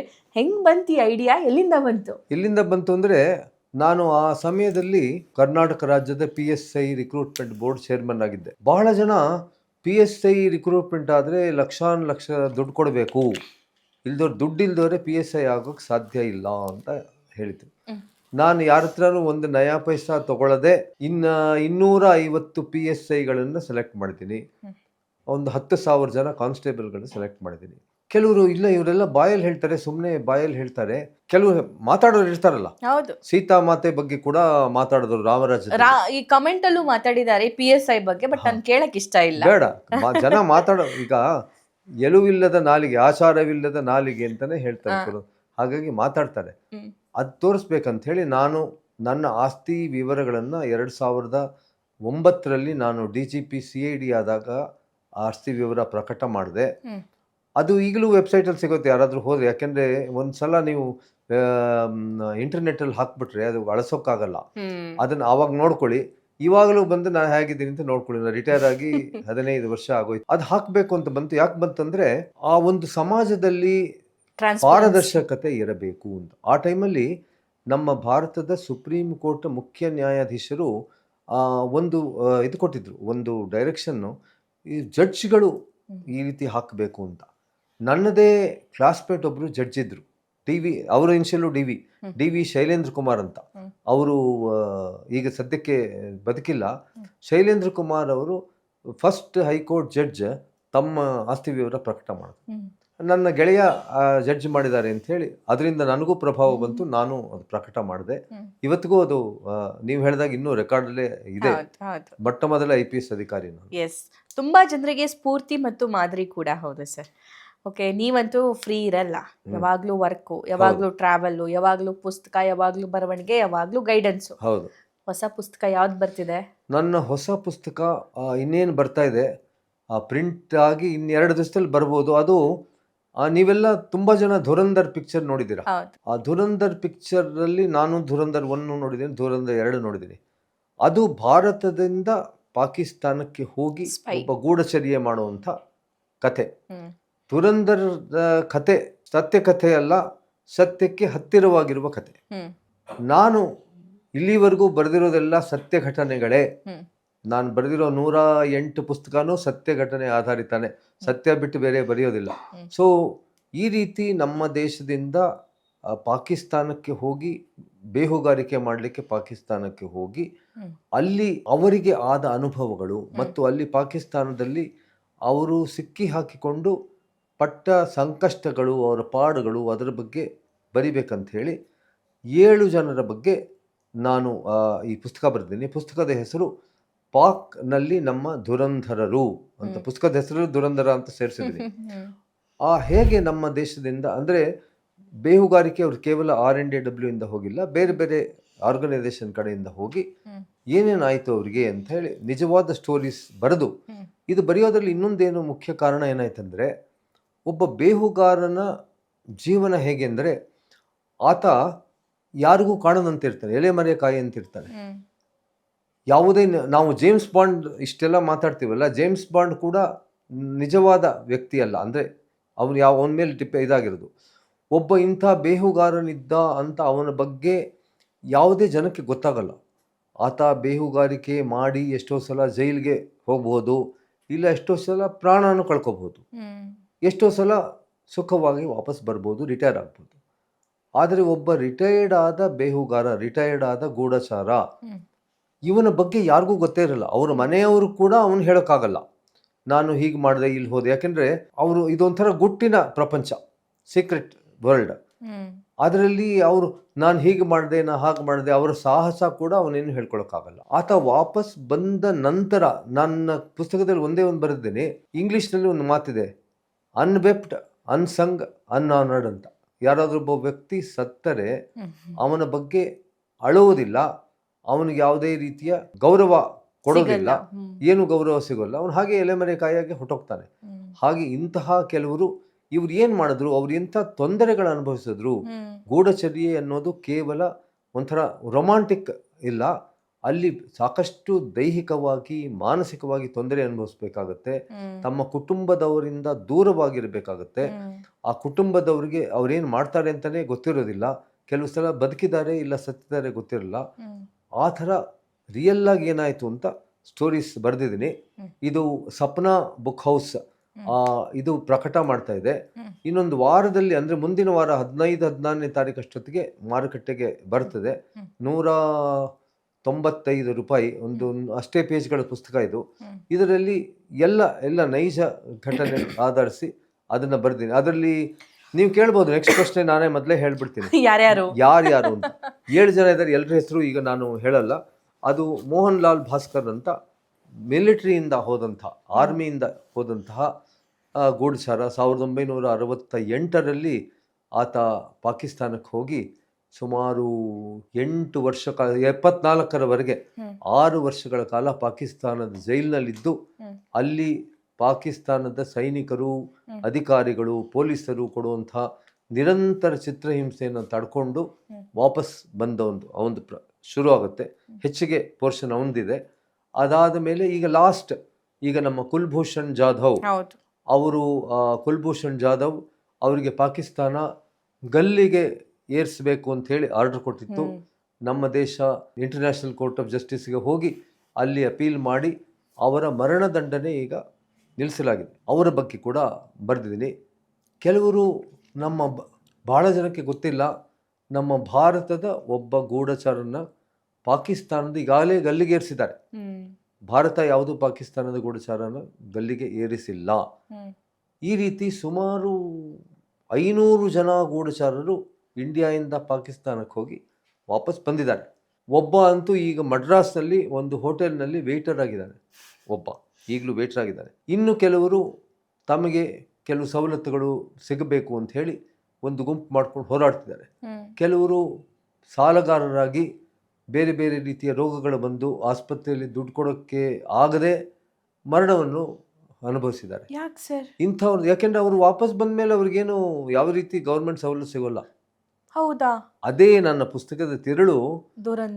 ಈ ದುರಂಧರರು ಎಷ್ಟು ಕಷ್ಟಪಡ್ತಾರೆ, ದೇಶಕ್ಕಾಗಿ ಎಷ್ಟು ಕಷ್ಟಪಡ್ತಾರೆ. ದೇಶಕ್ಕಾಗಿ ಅವ್ರ ಪ್ರಾಣ ಒತ್ತೆ ಇಡೋದಷ್ಟೇ ಅಲ್ಲ, ಇಡೀ ಫ್ಯಾಮಿಲಿನ ಒತ್ತೆ ಇಟ್ಟಿರ್ತಾರೆ. ಅದೆಲ್ಲ ಮುಗಿಸ್ಕೊಂಡು ಬಂದ್ಮೇಲೆ ಅವ್ರಿಗೆ, ಯಾಕೆಂದ್ರೆ ನಾವು ಅದು ಕಾರಣ ಏನಂದ್ರೆ, ಯಾವ ದೇಶ ಕೂಡ ಇನ್ನೊಂದು ದೇಶದಲ್ಲಿ ತಾನು ಗೂಢಚರ್ಯೆ ಮಾಡ್ತಿದ್ದೀನಿ ಅಂತ ಹೇಳೋಕ್ಕಾಗಲ್ಲ, ಅದಾಗೋದೇ ಇಲ್ಲ. ಹಾಗಾಗಿ ಅವರನ್ನ ಯಾವುದೇ ಸರ್ಕಾರ, ಕೇವಲ ಭಾರತ ಅಲ್ಲ, ಇದು ಎಲ್ಲ ಕಡೆನೂ ಹಾಗೆ, ಯಾವುದೇ ಸರ್ಕಾರನೂ ಅವರನ್ನ ಇವನು ನಮ್ಮ ದೇಶದ ಗೂಢಚಾರ ಅಂತ ಹೇಳೋಕ್ಕಾಗಲ್ಲ. ಅವನಿಗೂ ನಮಗೂ ಗೊತ್ತಿಲ್ಲ ಅಂತ ನಾವು ಹೇಳಿಬಿಡ್ತೀವಿ. ಹಾಗಾಗಿ ಗೊತ್ತಿಲ್ಲ. ಎಷ್ಟೋ ಜನ, ನಮ್ಮ ಬ್ಲ್ಯಾಕ್ ಟೈಗರ್ ಅಂತ ಪಾಪ ಚಿಕ್ಕ ಹುಡುಗ, ಅವನು ಪಾಕಿಸ್ತಾನದಲ್ಲಿ ಜೈಲಿನಲ್ಲಿದ್ದಾಗ ಪಾಕಿಸ್ತಾನದಲ್ಲಿ ಅವನ್ನ ಕೊಲೆ ಕೂಡ ಮಾಡಿಬಿಟ್ರು. ಈ ರೀತಿ ಬಹಳ ಜನ ಕಷ್ಟ ಅನುಭವಿಸಿದ್ದಾರೆ. ಅವರು ಅಲ್ಲಿದ್ದಾಗಲೂ ಕಷ್ಟ, ಇಲ್ಲಿ ಬಂದಾಗಲೂ ಯಾವ ರೀತಿ ಅವರಿಗೆ. ಬಟ್ ಅವ್ರಿಗೆ ಸಂಬಳ ಅಂತ ಏನೂ ಇರಲ್ವಾ? ಸಂಬಳ ಕೊಡ್ತಾರೆ, ಆದರೆ ವಾಪಸ್ ಬಂದ್ಮೇಲೆ ಏನಿಲ್ವಲ್ಲ. ಅವ್ರು ಗೌರ್ಮೆಂಟ್ ಸರ್ವಿಸ್ ಬಂದ ನಾನು ಸರ್ಕಾರದ ನೌಕರಿ ಇದ್ದೆ, ಪೆನ್ಷನ್ ಕೊಡ್ತಾರೆ. ಈಗ ಅವ್ರಿಗೆಂತ ಪೆನ್ಷನ್ನು ಇಲ್ಲ, ಏನೂ ಇಲ್ಲ. ಹಾಗಾಗಿ ತುಂಬ ಜನ ಏನಾಗುತ್ತೆ ಅಂದರೆ, ಈ ರೀತಿ ದುರಂಧರರು ಪಾಕಿಸ್ತಾನಕ್ಕೆ ಹೋಗೋರು ತುಂಬ ಜನ ಬರೀ ಒಂದು ಕಾಂಟ್ರಾಕ್ಟ್ ಬೇಸಿಸ್ ಅಷ್ಟೇ, ಅಲ್ಲಿ ಹೋದಾಗ ಇಷ್ಟು ಬರುತ್ತೆ, ಅಲ್ಲಿಂದ ವಾಪಸ್ ಬಂದಮೇಲೆ ಇಲ್ವೇ ಇಲ್ಲ, ಅವ್ರು ಆಯ್ತು ಮುಗೀತು ಕೆಲಸ. ಆ ರೀತಿ ಅದು ಬರ್ದಿದ್ದೀನಿ. ಅದು ನಂಗೆ ತುಂಬ ದುಃಖ ಆಗುತ್ತೆ, ನೋವಾಗುತ್ತೆ. ಬೇಕು ಸರ್ ಫಸ್ಟ್ ಕಾಪಿ ಬಂದ್ಬಿಡ್ತೀನಿ. ಒಂದು ಸ್ವಲ್ಪ ದಿವಸ ಬರಲಿ, ಆ ಪುಸ್ತಕ ಬಂದಿದ ತಕ್ಷಣ ನಾನು ನಿಮಗೆ ಆ ಪುಸ್ತಕದ ಕವರ್ ಪೇಜ್ ತೋರಿಸ್ತೀನಿ. ಬೇಕಾದ್ರೆ ಅದನ್ನು ಆಮೇಲೆ ನಿಮ್ಮ ವೀಕ್ಷಕರಿಗೆ ತೋರಿಸ್ಬೋದು. ಅದು ಇನ್ನೇನು ಬಂದ್ಬಿಡುತ್ತೆ, ಸಪ್ನಾ ಬುಕ್ ಹೌಸಲ್ಲಿ ಮತ್ತು ಬೇರೆ ಬೇರೆ ಅಂಗಡಿಯಲ್ಲಿ ಸಿಗುತ್ತೆ, ಅದನ್ನು ನೋಡ್ಬೋದು. ಯಾಕೆಂದರೆ ಅವರ ಕಥೆ ನನಗೆ ಬರಹಗಾರನಾಗಿ, ನನಗೆ ಒಬ್ಬ ಪೊಲೀಸ್ ಅಧಿಕಾರಿಯಾಗಿ ನನಗೆ ಕಣ್ಣಲ್ಲಿ ನೀರು ತರಿಸುವಂಥ ಕಥೆಗಳದು. ಅದನ್ನು ನೀವೆಲ್ಲ ಓದ್ತೀರಿ, ನಮ್ಮ ವೀಕ್ಷಕರು ಓದ್ತೀರಿ ಅಂತ ತಿಳ್ಕೊಂಡಿದ್ದೀನಿ. ಯಾಕೆಂದರೆ ಬೇಹುಗಾರಿಕೆ ಅನ್ನೋದು ತುಂಬ ಸುಲಭದ ಕೆಲಸ ಅಲ್ಲ. ಅದ್ರ ಎಷ್ಟು ಗ್ಲ್ಯಾಮರ್ ಇದೆ, ಯಾಕೆಂದರೆ ಧುರಂಧರ ನೋಡಿದ ತಕ್ಷಣ ನಾವೆಲ್ಲ ಓಹೋ ಪಾಕಿಸ್ತಾನಕ್ಕೆ ಹೋಗಬೇಕು, ಹೀಗೆ ಮಾಡಬೇಕು, ಹಾಗೆ ಮಾಡಬೇಕು ಅಂತೆಲ್ಲ ಇರುತ್ತೆ. ಆದರೆ ಅಲ್ಲಿ ಏನು ಕಷ್ಟ ಬರುತ್ತೆ ಗೊತ್ತಿರಲ್ಲ, ಅದನ್ನು ತಿಳ್ಕೊಬೇಕು. ಸರ್, ನಾನು ಮೂವೀಸ್ ನೋಡಿದಾಗ ಅಲ್ಲಿ ಒಂದಿಷ್ಟು ಚಿತ್ರಣಗಳು ತುಂಬಾನೇ ಡಿಸ್ಟರ್ಬ್ ಮಾಡುತ್ತೆ ಸರ್. ಸಿಕ್ಕಾಕೊಂಡಾಗ ಅಲ್ಲಿ ಪಡೋ ನರಕ ಯಾತನೆ ಇದೆಯಲ್ಲ, ಪಾಕಿಸ್ತಾನಿಗಳು ಇಂಡಿಯಾದವ್ರು ಯಾರಾದರೂ ಸಿಕ್ಕಾಕೊಂಡ್ರೆ ಅಥವಾ ಸುಮ್ಮನೆ ಇಂಡಿಯಾದವರು ಅಂತ ಗೊತ್ತಾದರೆ ಇವನು ಸ್ಪೈ ಇರಬಹುದು ಅಂತ ಚಿತ್ರಹಿಂಸೆ ಕೊಟ್ಟು ಸಾಯಿಸಿದ್ದಾರೆ. ಒಂದು ಡ್ರಮ್ಮಲ್ಲಿ ಹಾಕಿಬಿಟ್ಟು ಸುಖ್ವೀರ್ ಸಿಂಗು ಆತನಿಗೆ ಒಂದು ಡ್ರಮ್ಮಲ್ಲಿ ಹಾಕಿ ಇಲಿ ಬಿಟ್ಟಿರ್ತಾರೆ ಸರ್. ಇಂತಹ ವಿಚಿತ್ರ ಡಿಗ್ರೀಸ್ಗಳನ್ನ ಅಥವಾ ಟ್ರೀಟ್ಮೆಂಟ್ಸ್ಗಳನ್ನ ಅವ್ರು ಯೂಸ್ ಮಾಡ್ತಾರೆ. ನಿಜಾನಾ ಸರ್ ಹಿಂಗೆಲ್ಲ? ಹೌದೌದು, ನನ್ನ ಪುಸ್ತಕದಲ್ಲಿ ಬರೆದಿಲ್ಲ ಎಂತೆಂಥ ಟ್ರೀಟ್ಮೆಂಟ್ ಕೊಡ್ತಾರೆ. ಈಗ ನೀವು ಹೇಳಿದಂಥ ಟ್ರೀಟ್ಮೆಂಟ್ಗಿಂತ ಇನ್ನೂ ಕಠಿಣವಾದ ಟ್ರೀಟ್ಮೆಂಟ್ ಎಂತೆಂಥದ್ದು ಕೊಟ್ಟಿದ್ದಾರೆ ಅಂತ ಪುಸ್ತಕದಲ್ಲಿ ವಿವರಿಸಿದ್ದೀನಿ. ಏನೇನು ಮಾಡಿದ್ದಾರೆ, ಯಾವ ರೀತಿ ನಮ್ಮ ಭಾರತದ ಗೂಢಚಾರರಿಗೆ ಯಾವ ರೀತಿ ನರಕ ಯಾತನೆ ಕೊಟ್ಟಿದ್ದಾರೆ. ನಾನು ಇದಕ್ಕೆ ಹೋಗಿದ್ದೆ, ಪೋಲೆಂಡ್ ದೇಶಕ್ಕೆ ಹೋಗಿದ್ದೆ. ಆಸ್ಕ್ವಿಸ್ಟ್ ಯಾತನಾ ಶಿಬಿರ ಅಂದರೆ ಹಿಟ್ಲರ್ ಯಹೂದಿಗಳಿಗೆ ಕೊಡೋಕ್ಕೆ ನರಕ ಯಾತನೆ ಕೊಡೋದು. ಆ ಶಿಬಿರದಲ್ಲಿ ಏನು ಮಾಡ್ತಾರೆ, ಅದೇ ಥರನೇ ಇಲ್ಲಿ ನಮ್ಮ ಒಬ್ಬ ಗೂಢಚಾರನಿಗೆ 24 ಗಂಟೆ ಒಂದು ಸಣ್ಣ ರೂಮಲ್ಲಿ ಹಾಕಿ, ಅಂದರೆ ಈ 1.5 ಅಡಿ ಉದ್ದ 1.5 ಅಡಿ ಆಗಲ್ಲ, ಒಂದು ಇದ್ರ ಥರ ಅಲ್ಲಿ ಬಾಕ್ಸ್ ಥರ ಹಾಕಿ ಅಲ್ಲಿ ನಿಂತ್ಕೊಂಡು ಅವನಿಗೆ ಮಲ್ಕೋಗೂ ಕೊಡಲಿಲ್ಲ, ಏನು ಮಾಡ್ಕೊ ಹಾಗೆ ನಿಂತೇ ಇರಬೇಕು. 24 ಗಂಟೆ 48 ಗಂಟೆ ನಿಂತೇ ಇರಬೇಕು. ಆ ಥರ ಚಿತ್ರಹಿಂಸೆ ಕೊಟ್ಟಿದ್ದಾರೆ. ಈ ರೀತಿ ಪ್ರತಿಯೊಂದು ದೇಶದಲ್ಲೂ ಕೊಡ್ತಾರೆ. ತುಂಬ ಜನ ಇಂಥ ಯಾಕೆ ಚಿತ್ರಹಿಂಸೆ ಕೊಡ್ತಾರೆ ಅಂದರೆ, ನೀನು ಗೂಢಚಾರಿ ಅಂತ ಒಪ್ಕೋಬೇಕು, ನೀನು ಏನು ಮಾಡೋಕ್ಕೆ ಬಂದೆ, ಏನೇನು ತೊಗೊಂಡೆ, ನಮ್ಮಿಂದ ಏನು ಕದ್ದೆ ಅಂತ ಒಪ್ಕೋಬೇಕು ಅನ್ನೋದಕ್ಕೆ ಈ ರೀತಿ ಕೊಡ್ತಾರೆ. ಇದೆಲ್ಲ ಮೊದಲೇ ಗೂಢಚಾರರಿಗೆ ಎಲ್ಲ ಹೇಳ್ತಾರೆ ನಮ್ಮ ದೇಶದವರು. ಅವ್ರಿಗೆ ಕಳಿಸೋಕ್ಕಿಂತ ಮುಂಚೆ ಸಿಕ್ಕಿ ಬಿದ್ದರೆ ಹಿಂಗೆಲ್ಲ ಆಗುತ್ತೆ ಅಂತ. ಅಷ್ಟಾದರೂ ಧೈರ್ಯದಿಂದ ಹೋಗ್ತಾರೆ.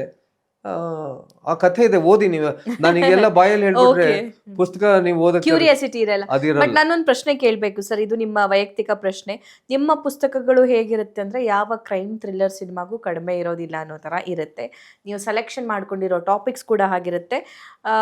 ನಿಮ್ಮ ಇಂಟ್ರೆಸ್ಟ್ ಕೂಡ ಅದರಲ್ಲಿ ನಮಗೆ ಗೊತ್ತಾಗುತ್ತೆ. ಬೀಯಿಂಗ್ ಅನ್ IPS ಆಫೀಸರ್, ಇದುವರೆಗೂ ಅಂದರೆ ನಾ ರಾ ಅಂತಾನೆ ಹೇಳ್ತಿಲ್ಲ, ಇದುವರೆಗೂ ನೀವು ಕಂಡಿರುವಂತಹ ಅತಿ ದೊಡ್ಡ ಚಿತ್ರಹಿಂಸೆ ಯಾವುದು? ಅದೇ ಹೇಳಿದ್ನಲ್ಲ, ಒಂದು ಚಿತ್ರಹಿಂಸೆ ಬಾಕ್ಸ್ ಹಾಕೋದು, ಚಿತ್ರಹಿಂಸೆ ಐಸ್ ಬರ್ಫ್ ಸ್ಲ್ಯಾಬ್ ಮೇಲ್ಗಡೆ ಪೂರ್ತಿ ಬೆತ್ತಲೆ ಮಾಡಿ ಆ ವ್ಯಕ್ತಿನ ಬರ್ಫದ ಮೇಲೆ ಮಲಗಿಸಿ ಅವನ ಮೇಲೆ ಮತ್ತೆ ತಣ್ಣೀರು ಬರ್ಫನ ಮೈ ಮೇಲೆ ಚೆಲ್ಲೋದು, ಮತ್ತೆ ಬಿಸಿ ನೀರಲ್ಲಿ ಇಡೋದು ಅವನಿಗೆ, ಮತ್ತು ಅವನ ಮೈಗೆ ಮುಳ್ಳುಗಳನ್ನು ಚುಚ್ಚೋದು, ನಿದ್ದೆ ಮಾಡೋಕ್ಕೆ ಬಿಡೋಲ್ಲ, ಇಲ್ಲ ಅವನಿಗೆ ಇಂಜೆಕ್ಷನ್ಗಳು ಕೊಟ್ಟು ಬೇರೆ ಬೇರೆ ಹ್ಯಾಲುಸಿನೇಷನ್ ಬರ್ಸೋ ಹಾಗೆ ಮಾಡೋದು. ಈ ರೀತಿ ಚಿತ್ರಹಿಂಸೆಗಳಲ್ಲಿ ಎಂತೆಂಥದ್ದು ಇದೆ. ಜರ್ಮನ್ರು ಯಾವಾಗಲೂ ವರ್ಲ್ಡ್ ವಾರ್ ಟೈಮಲ್ಲೇ ಚಿತ್ರಹಿಂಸೆಗಳು 100 ಟೈಪು ಮಾಡಿದ್ದಾರೆ. ಆ ರೀತಿ ಮಾಡ್ತಾರೆ. ಇದು ಇಂಥದ್ದು ಒಂದೇ ದೇಶ ಮಾಡ್ತಾರೆ ಅಥವಾ ಎಲ್ಲ ಸರಿಸುಮಾರು ಎಲ್ಲ ಕಡೆನೂ 3rd ಡಿಗ್ರಿ ಟಾರ್ಚರ್ ಅನ್ನೋದು ಎಲ್ಲ ದೇಶಗಳು ಅಮೆರಿಕಾದಲ್ಲಿ ಗ್ವಾಂಟನಾಮೋ ಬೇ ಅಂತಿದೆ. ಇದರಲ್ಲಿ ಒಸಾಮಾ ಬಿನ್ ಲಾದನ್ ಟೈಮಲ್ಲಿ ಯಾರ್ಯಾರು ಸಿಕ್ಕಾಕೊಂಡ್ರು ಅವ್ರಿಗೆ ಅಲ್ಲಿ ಕರ್ಕೊಂಡು ಹೋಗಿ ವಾಟರ್ ಬೋರ್ಡಿಂಗ್ ಅಂತ ತಲೆನ ನೀರಿನಲ್ಲೇ ಇಟ್ಟು ಚಿತ್ರಹಿಂಸೆ, ಅಂತಹ ಚಿತ್ರಹಿಂಸೆ ಎಲ್ಲೆಲ್ಲೂ ಇದುವರೆಗೂ ನಾನೇ ಪುಸ್ತಕ ಬರೆದಿದ್ದೀನಿ, ಆಪರೇಷನ್ ತ್ರಿಶೂಲ ಅಂತ ಹೇಳಿ. ಅದು ಆ ಪುಸ್ತಕದಲ್ಲಿ ಅಮೆರಿಕದಲ್ಲಿ ಯಾವ ರೀತಿ ಚಿತ್ರಹಿಂಸೆ ಕೊಡ್ತಾರೆ ಅಂತ ನಾನೇ ಬರೆದಿದ್ದೀನಿ. ಈ ಪುಸ್ತಕದಲ್ಲಿ, ಈಗ ಮುಂಬರುವ ಪುಸ್ತಕದಲ್ಲೂ ಪಾಕಿಸ್ತಾನದಲ್ಲಿ ನಮ್ಮ ಜನರಿಗೆ ಯಾವ ರೀತಿ ಚಿತ್ರಹಿಂಸೆ ಕೊಟ್ಟರು, ಆ ರೀತಿ ಚಿತ್ರಹಿಂಸೆ ಕೊಟ್ಟು ಅವ್ರ ಹತ್ರ ತಪ್ಪೊಪ್ಪಿಗೆ ಹೇಳಿಕೆ, ಆ ಥರ ಹೇಳಿಕೆ ಪಡೆಯೋದು, ಅದೆಲ್ಲ ಓದಿ ತುಂಬಾ ಚೆನ್ನಾಗಿದೆ. ಡೆಫಿನೆಟ್ಲಿ ಪಾಕ್ನಲ್ಲಿ ನಮ್ಮ ದುರಂಧರರು, ಡಾಕ್ಟರ್ DV ಗುರುಪ್ರಸಾದ್ ಅವರ ಹೊಸ ಪುಸ್ತಕ ತುಂಬಾನೇ ರೋಚಕವಾಗಿದೆ. ಈ ಪುಸ್ತಕ ಚೆನ್ನಾಗಿದೆ ಅಂತ ನಾನು ಹೇಳಲ್ಲ, ತುಂಬಾನೇ ರೋಚಕವಾಗಿದೆ. ರೋಚಕ ಸ್ಟೋರೀಸ್ಗಳನ್ನು ನೀವು ಓದಬೇಕು, ನೀವು ಇಷ್ಟಪಡ್ತೀರಾ ಅನ್ನೋದಾದರೆ ಡೆಫಿನೆಟ್ಲಿ ಪಾಕ್ನಲ್ಲಿ ನಮ್ಮ ದುರಂಧರರು ಅನ್ನುವಂತಹ ಪುಸ್ತಕವನ್ನು ತಗೊಳ್ಳಿ, ನೀವು ಓದಿ, ನಿಮ್ಮ ಫ್ರೆಂಡ್ಸ್ಗಳಿಗೂ ಅದರ ಬಗ್ಗೆ ಮಾಹಿತಿ ತಿಳಿಸ್ಕೊಡಿ. ಸ್ಪೆಷಲಿ ಯಂಗ್ಸ್ಟರ್ಸ್ಗಳಿಗೂ ಕೂಡ ಆ ಬಗ್ಗೆ ಅರಿವಿಗೆ ತನ್ನಿ. ಯಾಕಂದರೆ ನಮ್ಮ ದೇಶ ರಕ್ಷಣೆಗೋಸ್ಕರ ಎಂಥೆಂಥ ಹೀರೋಗಳು ತಮ್ಮ ಪ್ರಾಣವನ್ನು ಒತ್ತೆ ಇಟ್ಟಿದ್ದಾರೆ, ತಮ್ಮ ಪ್ರಾಣವನ್ನು ಅವರು ಲೆಕ್ಕಿಸದೆ ಅಲ್ಲಿ ಹೋರಾಡಿದ್ದಾರೆ. ಮಾನಸಿಕವಾಗಿ ದೈಹಿಕವಾಗಿ ಹಿಂಸೆ ಪಡೋದಷ್ಟೇ ಅಲ್ಲ, ತಮ್ಮ ಪ್ರಾಣ ಕೂಡ ಕಳ್ಕೊಂಡಿರುವಂತಹ ಲೈವ್ ಉದಾಹರಣೆ, ನೈಜ ಉದಾಹರಣೆ, ನೈಜ ಘಟನೆ ಗೊತ್ತಾಗಬೇಕು ಅಂತಂದರೆ ಡೆಫಿನೆಟ್ಲಿ ಈ ಪುಸ್ತಕ ಓದಿ ಅನ್ನೋದನ್ನು ನಾನು ಹೇಳ್ತೀನಿ. ವೆಲ್ ಸರ್, ನನಗೆ ಈ ಪುಸ್ತಕದ ಬಗ್ಗೆ ನಾನು ಕೇಳಿದ್ಮೇಲೆ ನಾನು ಯಾವಾಗ ಓದ್ತೀನೋ ಅಂತ ಅನ್ನಿಸ್ತಾ ಇದೆ. ಜೆರಾಕ್ಸ್ ಕಾಪಿ ಏನಾದರೂ ಸಿಗ್ಬೋದು? ಬಂದೇ ಬಿಡುತ್ತೆ, ಎರಡು ಮೂರು ದಿವಸ ವೇಟ್ ಮಾಡೋ ಸಾಕು, ಬಂದ್ಬಿಡುತ್ತೆ, ಮಾರ್ಕೆಟ್ಗೆ ಬರುತ್ತೆ. ಓಕೆ ಸರ್, ನಾನು ವೇಟ್ ಮಾಡ್ತೀನಿ. ಮತ್ತೊಂದು ಇಂಟರ್ವ್ಯೂಸ್ ಬಗ್ಗೆ ಅಗೇನ್ ನಾನು ಪ್ರಶ್ನೆ ಕೇಳ್ತೀನಿ, ಯಾಕಂದ್ರೆ ಇಂಟರ್ವ್ಯೂಸ್ನ ಫೇಸ್ ಮಾಡೋದು ಹೇಗೆ ಅನ್ನೋದನ್ನ ಈ ಹಿಂದೆನೂ ಕೂಡ ನೀವು ಹೇಳಿದ್ದೀರಾ. ಆದ್ರೆ ಇಂಟರ್ವ್ಯೂಸ್ ಪ್ರತಿ ಕ್ಷಣ ಪ್ರತಿಯೊಂದು ಇಂಟರ್ವ್ಯೂಗೂ ಹಿಂದಿನ ಇಂಟರ್ವ್ಯೂಗೂ ಚೇಂಜ್ ಆಗ್ತಾ ಇರುತ್ತೆ. ಸೊ ಸದ್ಯಕ್ಕೆ ಬರ್ತಾ ಇರುವಂತಹ ಎಕ್ಸಾಮ್ಸ್, ಈಗ ಯಾರೆಲ್ಲ ಹೋಗಿ ಇಂಟರ್ವ್ಯೂ ಕೊಡಬೇಕಾಗಿದೆ, ಮೇನ್ಸ್ಗಳಿಗೆ ಸೆಲೆಕ್ಟ್ ಆಗಿರೋರು, ಮತ್ತೊಂದು ಹೇಗಿರಬೇಕು? ಅಲ್ಲ, ಇಂಟರ್ವ್ಯೂನಲ್ಲಿ ನಾನು ಕೆಲವು ಬೇಸಿಕ್ ಟಿಪ್ಸ್ ಕೊಡ್ತೀನಿ. ಇಂಟರ್ವ್ಯೂಗೆ ಯಾವುದೇ ಇಂಟರ್ವ್ಯೂ, ಅದು ಸಿವಿಲ್ ಸರ್ವಿಸಸ್ಗಿರಲಿ, ಫಾರೆಸ್ಟ್ಗಿರಲಿ, KPSಗಿರಲಿ, PSIಗಿರಲಿ, ಫಾರೆಸ್ಟ್ಗಿರಲಿ, ಬೇಕಾದಕ್ಕಿರಲಿ, ಇಂಟರ್ವ್ಯೂ ಅಂದರೆ ಏನು, ಇಂಟರ್ವ್ಯೂನಲ್ಲಿ ನೀವು ಆ ಕೆಲಸಕ್ಕೆ ಸೇರಲು ಲಾಯಕ್ಕಿದ್ದೀರಾ ಇಲ್ಲವಾ ಅಂತ ಅಷ್ಟೇ ತಿಳ್ಕೊಳ್ಳೋಕ್ಕೆ. ಯಾಕೆಂದರೆ ಪ್ರತಿ ನೌಕರಿಯಲ್ಲೂ ನಿಮ್ಮ ಒಂದು ಬಯೋಡೇಟಾ ನೋಡಿರ್ತಾರೆ. ಬಯೋಡೇಟಾ ನೋಡಿ ಆ ಬಯೋಡೇಟಾಲಿ ನೀವು ಏನು ಬರೆದಿದ್ದೀರಿ ಅದು ಸತ್ಯಕ್ಕೆ ಎಷ್ಟು ಹತ್ತಿರ ಇದೆ ಅಂತ ತಿಳ್ಕೊಳ್ಳೋಕ್ಕೆ, ಮತ್ತು ನೀವು ಬಯೋಡೇಟಾಲಿ ಇಲ್ಲದೇ ಇರುವಂಥ ಬರೀದೇ ಇರುವಂಥದ್ದು ಏನಿದೆ ಅಂತ ಪ್ರಶ್ನೆ ನೋಡೋಕ್ಕೆ ಇಂಟರ್ವ್ಯೂಗೆ ಕರೀತಾರೆ.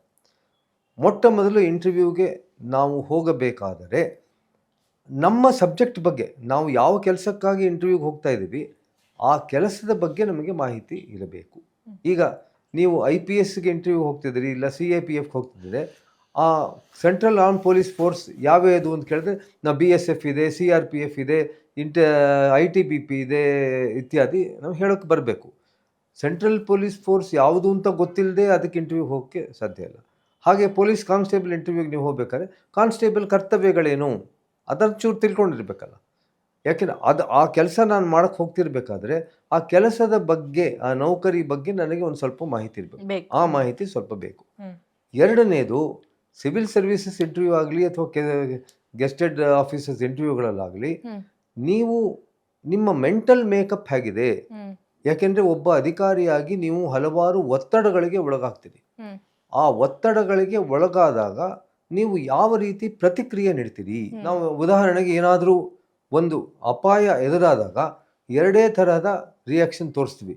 ಒಂದು ಅಪಾಯನ ಎದುರಿಸ್ತೀವಿ, ಇನ್ನೊಂದು ದೂರ ಓಡ್ ಹೋಗ್ತೀವಿ. ಫೈಟ್ ಆರ್ ಫ್ಲೈಟ್ ಅಂತ ಕರೀತಾರೆ. FIGST R FLIGST. ಫೈಟ್ ಅಂದರೆ ಅದ್ರ ಜೊತೆ ಅಪಾಯನ ಎದುರಿಸೋದು, ಫ್ಲೈಟ್ ಅಂದರೆ ನನಗೆ ಬೇಡವೇ ಬೇಡಪ್ಪ ಅಂತ ದೂರ ಸರಿದು ಹೋಗ್ಬಿಡೋದು. ಇವೆರಡು ರಿಯಾಕ್ಷನ್, ಹ್ಯೂಮನ್ ರಿಯಾಕ್ಷನ್, ಮಾನವ ಕೊಡೋದು ಇವೆರಡು ರಿಯಾಕ್ಷನ್ಗಳು.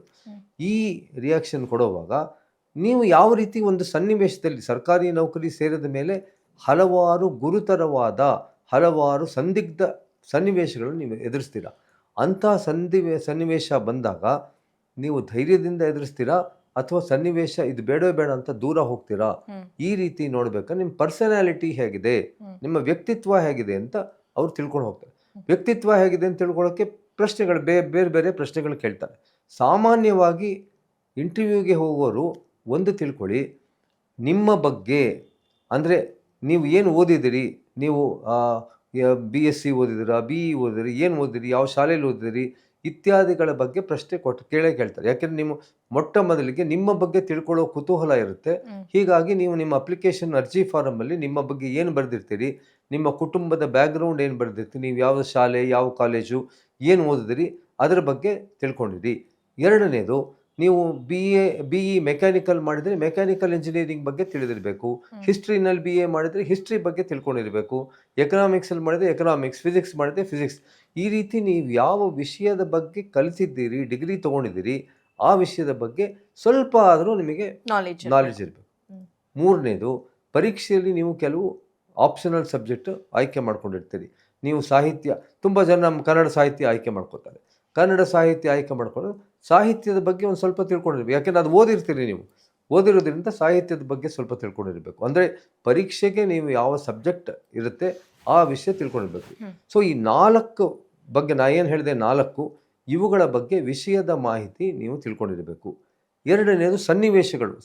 ನಾ ಈಗ ಹೇಳಿದಲ್ಲ, ಒಂದು ಇಮ್ಯಾಜಿನರಿ ಸನ್ನಿವೇಶ ಅದನ್ನು ನಿಮಗೆ ಕೊಟ್ಟು ಊಹಿತ ಒಂದು ಸನ್ನಿವೇಶ ಕೊಟ್ಟು ಆ ಸನ್ನಿವೇಶದಲ್ಲಿ ನೀವಿದ್ರೆ ಹೇಗೆ ಆಗಬಹುದು ಅಂತ ಕೇಳ್ತಾರೆ. ಇದು ಎಲ್ಲ ಇಂಟರ್ವ್ಯೂಗಳಲ್ಲೂ ಕೇಳೋದಿಲ್ಲ. ಕೆಲವು ಈಗ 200-300 ಮಾರ್ಕ್ಸ್ ಇರೋ ಇಂಥ interview, for example forest service ತುಂಬ 300 ಮಾರ್ಕ್ಸ್ ಇಂಟರ್ವ್ಯೂಗೆ, ಸಿವಿಲ್ ಸರ್ವಿಸು 275 ಮಾರ್ಕ್ಸು, ಅರ್ಧ ಗಂಟೆ 35 ನಿಮಿಷ ಇಂಟರ್ವ್ಯೂ ನೋಡುತ್ತೆ. ಇಂಥ ಇಂಟರ್ವ್ಯೂ ನಡೆಯುವಾಗ ಈ ಸನ್ನಿವೇಶಗಳ ಬಗ್ಗೆ ಕೇಳ್ತಾರೆ. ಕೆಲವು ಇಂಟರ್ವ್ಯೂಗಳಲ್ಲಿ 40 ಮಾರ್ಕ್ಸು 25 ಮಾರ್ಕ್ಸು ಇಂಥದ್ದಿರುತ್ತೆ. ಇಂಥ ಇಂಟರ್ವ್ಯೂಗಳು ಬೇಗ ಮುಗಿಯುತ್ತೆ. ಮಾರ್ಕ್ಸ್ ಕಡಿಮೆ ಇದ್ದರೆ ಇಂಟರ್ವ್ಯೂ ಡ್ಯೂರೇಷನ್ ಅವಧಿ ಕಡಿಮೆ ಇರುತ್ತೆ. ಕೆಲವು ಇಂಟರ್ವ್ಯೂಗಳು 15ರಿಂದ 20 ನಿಮಿಷ ಮಾಮೂಲಿ interview, civil services forest service 30 ನಿಮಿಷ ಇಂಟರ್ವ್ಯೂ, SSB ಇಂಥದ್ದೆಲ್ಲ 4 ದಿವಸ 5 ದಿವಸ ಇಂಟರ್ವ್ಯೂಗಳು ನಡೆಯುತ್ತೆ. ಸೊ ಹೀಗಾಗಿ ಆ ನೌಕರಿಗೆ ತಕ್ಕಂಥ ಇಂಟರ್ವ್ಯೂ ನಡೆಯುತ್ತೆ.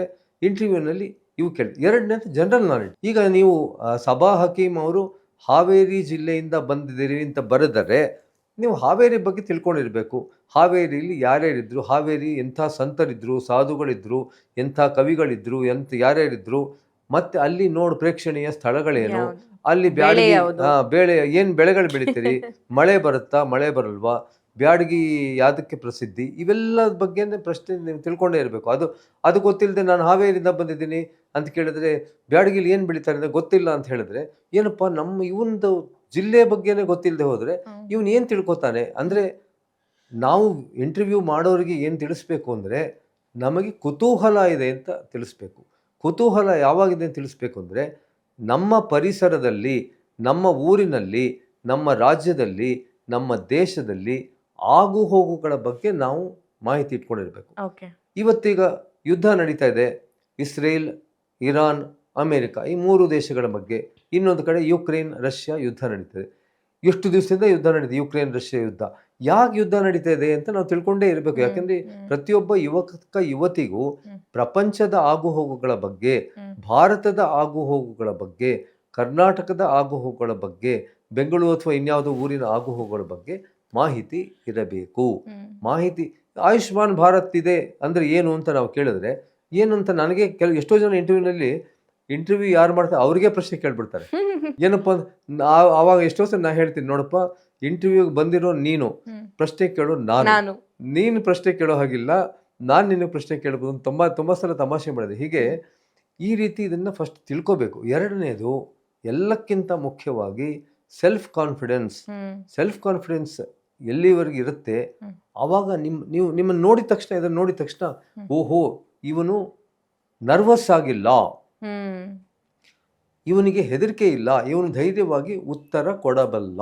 ನರ್ವಸ್ ಆಗಿಲ್ಲ ಅನ್ನೋದು ನೀವ್ ಹೆಂಗೆ ಕಂಡುಹಿಡಿತೀರಾ? ನೋಡಿದ್ರೆ ಗೊತ್ತಾಗುತ್ತೆ. ಅವ್ನು ನಡೆಯುವಾಗ ನೋಡಿದ್ರೆ ಬೆವರುತ್ತಿರ್ತಾನೆ, ಮೈ ತುಂಬ ಬೆವರ್ತಾ ಇರ್ತಾನೆ. ಎಂಥ ಸಮ್ಮರ್ ಆಗಲಿ, ಏರ್ ಕಂಡೀಷನ್ ಆಗಲಿ, ಏನೇ ಇದ್ರೂ ಆತ ಬೆವರ್ತಾ ಇರ್ತಾನೆ. ಆ ಬಾಯಿ ನಡುಗ್ತಾ ಇರುತ್ತೆ, ಕೈ ಕಾಲುಗಳು ನಡುಗ್ತಾ ಇರುತ್ತೆ. ಕಾಲು ಸುಮ್ಮನೆ ಕೂತ ಕೈ ಕಾಲು ಅಲ್ಲಾಡಿಸ್ತಾ ಇರ್ತಾರೆ. ಕೈ ಕಾಲು ತುಂಬ ಅಲ್ಲಾಡಿಸ್ತಾರೆ. ಸೀದಾ ನೇರ ನೆಟ್ಟಿಗೆ ಕೂತ್ಕೊಳ್ಳಲ್ಲ, ಆ ಕಡೆ ಈ ಕಡೆ ನೋಡ್ತಿರ್ತಾರೆ. ಕಣ್ಣು ಒಂದು ಕಡೆ. ಯಾರು ಇಂಟರ್ವ್ಯೂ ಮಾಡ್ತಾರೆ ನೇರವಾಗಿ ಅವರ ದೃಷ್ಟಿಸಿ ನೋಡೋದಿಲ್ಲ, ಕೆಳಗಡೆ ನೆಲ ನೋಡಿಕೊಂಡು ಉತ್ತರ ಕೊಡ್ತಾರೆ. ಅವ್ರ ಕಣ್ಣು ನೋಡಿಕೊಂಡು ಉತ್ತರ ಕೊಡಲ್ಲ. ಈ ರೀತಿ ನೋಡಿದ ತಕ್ಷಣ, ಅಂದರೆ ಬಾಡಿ ಲ್ಯಾಂಗ್ವೇಜ್ ಅಂತ ನಾವೇನು ಕರಿತೀವಿ, ಯಾವುದೇ ಒಬ್ಬನ ಬಾಡಿ ಲ್ಯಾಂಗ್ವೇಜ್ ನೋಡಿದ ತಕ್ಷಣ ಇವನು ಕಾನ್ಫಿಡೆಂಟ್ ಆಗಿದಾನ ಇಲ್ಲೋ ಅಂಥೇಳಿ ಈಸಿಯಾಗಿ ಗೊತ್ತಾಗುತ್ತೆ. ಕೆಲವರು ಬೇಕು ಅಂತ ಕಾನ್ಫಿಡೆಂಟ್ ಆಗಿ ತೋರಿಸ್ಕೊಳ್ಳೋಕ್ಕೆ ಅಂತ ಹೇಳಿ ಓವರ್ ಕಾನ್ಫಿಡೆಂಟ್ ಆಗಿ ಮಾಡ್ತಾರೆ. ಅದು ಕೂಡ ಭಾಳ ಹಾಗಾಗಿ ಇಂಟರ್ವ್ಯೂಗೆ ಹೋಗುವಾಗ ನ್ಯಾಚುರಲ್ ಆಗಿರಿ. ಎಲ್ಲಕ್ಕಿಂತ ಮುಖ್ಯವಾಗಿ ಹೇಳ್ತೀನಿ, ನಾನು ಸಂದರ್ಶನಗಳು ಎದುರಿಸುವುದು ಹೇಗೆ ಅಂತ ಒಂದು ಪುಸ್ತಕ ಬರೆದಿದ್ದೀನಿ. ಅದರಲ್ಲಿ 500 ಪ್ರಶ್ನೆ ಕೊಟ್ಟಿದ್ದೀನಿ. ಆ 500 ಪ್ರಶ್ನೆಗೂ ನಿಮಗೆಲ್ಲ ಉತ್ತರ ಗೊತ್ತಿರಲ್ಲ. ಆದರೆ ಆ 500 ಪ್ರಶ್ನೆಗಳಲ್ಲಿ ನಿಮಗೆ ಬೇಕಾದಂಥ ಕೆಲವು ಪ್ರಶ್ನೆ ಆಯ್ಕೊಳ್ಳಿ. ಒಂದು ಕನ್ನಡಿ ಮುಂದೆ ನಿಂತ್ಕೊಳ್ಳಿ. ಯಾವಾಗಲೂ ನಿಮಗೆ ಬೆಸ್ಟ್ ಫ್ರೆಂಡ್ ಅಂದರೆ ಕನ್ನಡಿ ಮುಂದೆ ನಿಂತ್ಕೊಂಡು ನಿಮಗೆ ನೀವೇ ಪ್ರಶ್ನೆ ಕೇಳ್ಕೊಳ್ಳಿ, ನಿಮಗೆ ನೀವೇ ಉತ್ತರ ಕೊಡಿ. ಉತ್ತರನ ಆದಷ್ಟು ಕಡಿಮೆ ಉತ್ತರ ಕೊಡಿ. ಈಗ ನಾನು ಜಾಸ್ತಿ ಕೊಡ್ತೀನಿ, ಯಾಕೆ ನಿಮಗೆಲ್ಲ ಮಾಹಿತಿ ಕೊಡಬೇಕು ಅಂತ. ಸಭಾ ಒಂದು ಪ್ರಶ್ನೆ ಕೇಳಿದ್ರೆ ಅದಕ್ಕೆ ಅಷ್ಟು ದೊಡ್ಡ ಉತ್ತರ ಕೊಡೋ ಹಾಗಿಲ್ಲ. ಇಂಟರ್ವ್ಯೂನಲ್ಲಿ ಉತ್ತರಗಳನ್ನು ಶಾರ್ಟ್ 1.5 ನಿಮಿಷ 2 ನಿಮಿಷದಷ್ಟೇ ಕೊಡಿ. ಯಾಕೆಂದರೆ 20 ನಿಮಿಷ ಇಂಟರ್ವ್ಯೂನಲ್ಲಿ ನೀವು 10 ನಿಮಿಷ ಉತ್ತರ ಕೊಟ್ಟರೆ 2 ಪ್ರಶ್ನೆ ಕೇಳೋಕ್ಕಾಗೋದಲ್ವಾ. ಹಾಗಾಗಿ ಕಡಿಮೆ ಉತ್ತರ ಕೊಡಿ. ಕಡಿಮೆ ಉತ್ತರ ಅಂದರೆ ಇನ್ನೊಂದು ಹೇಳ್ತೀನಿ, ಹಾವೇರಿ ಜಿಲ್ಲೆ ಯಾವ ರಾಜ್ಯದಲ್ಲಿದೆ? ಕರ್ನಾಟಕ. ಅಷ್ಟೇ ಆದರೆ ಉತ್ತರ ಸರಿಯಿಲ್ಲ. ಕರ್ನಾಟಕ ಎನ್ನುವ ಹೆಸರು ಯಾವಾಗ ಬಂದಿತ್ತು? 1974ರಲ್ಲಿ ಬಂತು. ಈ ರೀತಿ ಉತ್ತರಗಳು ಸರಿ. ಅಂದರೆ ತುಂಬ ಶಾರ್ಟ್ ಇರಬಾರ್ದು, ತುಂಬ ಲಾಂಗ್ ಇರಬಾರ್ದು, ನೋಡ್ಕೊಂಡು ಕೊಡಿ. ನಿಮ್ಮ ತಂದೆ ತಾಯಿಯರು, ನಿಮ್ಮ ಸೋದರ ಸೋದರಿಯರು, ನಿಮ್ಮ ಗೆಳೆಯರು ಅವ್ರನ್ನೇ ಸೇರ್ಕೊಂಡು ಇಂಟರ್ವ್ಯೂ ಬೋರ್ಡ್ ಮಾಡ್ಕೊಳ್ಳಿ. ಅವ್ರಿಗೆ ಕೇಳಿ, ನೀವು ನನ್ನ ಪ್ರಶ್ನೆಗಳು ಕೇಳಪ್ಪ, ಈ ರೀತಿ ಪ್ರಶ್ನೆ ನಾನು ಉತ್ತರ ಕೊಡ್ತೀನಿ, ಹೇಗೆ ಉತ್ತರ ಕೊಡ್ತೀನಿ.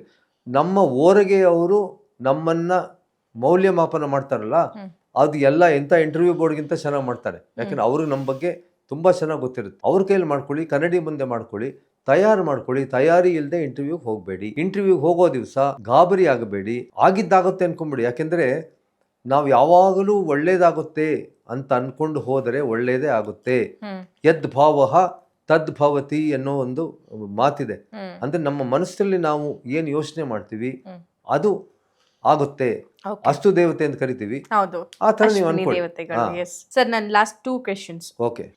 ಒಂದು ಕ್ವೆಶನ್, ಈಗ ತುಂಬಾ ಜನ ಗಾಢ ಪರ್ಫ್ಯೂಮ್ ಹಾಕೊಂಡು ಹೋಗೋರು ಇರ್ತಾರೆ. ಕೆಲವೊಬ್ರಿಗೆ ಪ್ರಾಕ್ಟೀಸ್ ಇರುತ್ತೆ. ಪರ್ಫ್ಯೂಮ್ ಹೆಂಗಿರುತ್ತೆ ಅಂತಂದ್ರೆ ತಲೆ ಸುತ್ತು ಬಂದ್ಬಿಡ್ಬೇಕು ಬೇರೆಯವರಿಗೆ. ಸೊ ಅಂಥ ಪರ್ಫ್ಯೂಮ್ ಹಾಕೊಂಡು ಇಂಟರ್ವ್ಯೂಗೆ ಹೋದ್ರೆ ಹೇಗಿರುತ್ತೆ? ಭಾಳ ಗಾಢವಾಗಿ ಹಾಕ್ಕೊಂಡು ಇಂಟರ್ವ್ಯೂಗೆ ಹೋದರೆ ಈ ಕಡಿಮೆ ಮಾರ್ಕ್ಸ್ ಏನೂ ಬರಲ್ಲ.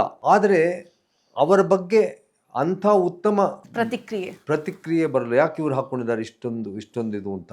ಹಾಗಾಗಿ ನಾನು ಎಲ್ರಿಗೂ ಹೇಳೋದೇನೆಂದರೆ, ಆದಷ್ಟು ಮಟ್ಟಿಗೆ ಇಂಟರ್ವ್ಯೂಗೆ ಹೋಗುವಾಗ ಡಿಯೋಡ್ರೆಂಟ್ಗಳು, ಪರ್ಫ್ಯೂಮ್ಗಳು ಹಾಕ್ಕೊಂಡು ಹೋಗದೇ ಇರೋದೇ ಒಳ್ಳೆಯದು. ಆದರೆ ಕೆಲವ್ರು ಹಾಕ್ಕೊಂಡು ಅಭ್ಯಾಸ ಇರುತ್ತೆ. ನೀವು ಹೇಳಿದಾಗೆ ಅಭ್ಯಾಸ ಏನು ಮಾಡೋಕ್ಕಾಗಲ್ಲ. ಆದಷ್ಟು ಮಟ್ಟಿಗೆ ಕಡಿಮೆ. That is two personal sir. ಅಂದ್ರೆ ಕೆಲವೊಬ್ರು ಹಾಕ್ತಾರೆ, ಹಾಕಲ್ಲ. ಬಟ್ ಕೆಲವೊಬ್ರು ತುಂಬಾ ಡಿಸ್ಟರ್ಬ್ಡ್ ಆಗೋ ತರ ಯೂಸ್ ಮಾಡ್ತಾರೆ. ಸ್ಮೆಲ್ ಆಗಿರ್ಬೋದು, ಬಂದ ತಕ್ಷಣ ಏನಪ್ಪ ತಲೆ ನೋವ್ತಾ ಇದೆಯಲ್ಲ ಅನ್ನೋ ಫೀಲ್ ಆಗುತ್ತೆ. ಸೊ ಅದಕ್ಕೆ ಕೇಳಿದೆ. ಇಲ್ಲ, ನಾನು ಇದುವರೆಗೂ ಇಂಟರ್ವ್ಯೂ ಮಾಡಿದ ಸಭಾ ಅವರೇ, ನಾನು ಇಲ್ಲಿವರೆಗೂ ಇಷ್ಟು 30,000 ಜನ ಮಾಡಿದ್ದೇನಲ್ಲ, ಯಾರು ಈ ತರ ಗಾಢವಾದ ಪರ್ಫ್ಯೂಮ್ ಹಾಕೊಂಡು ಬಂದಿಲ್ಲ. ಇದುವರೆಗೂ ಬಂದಿಲ್ಲ.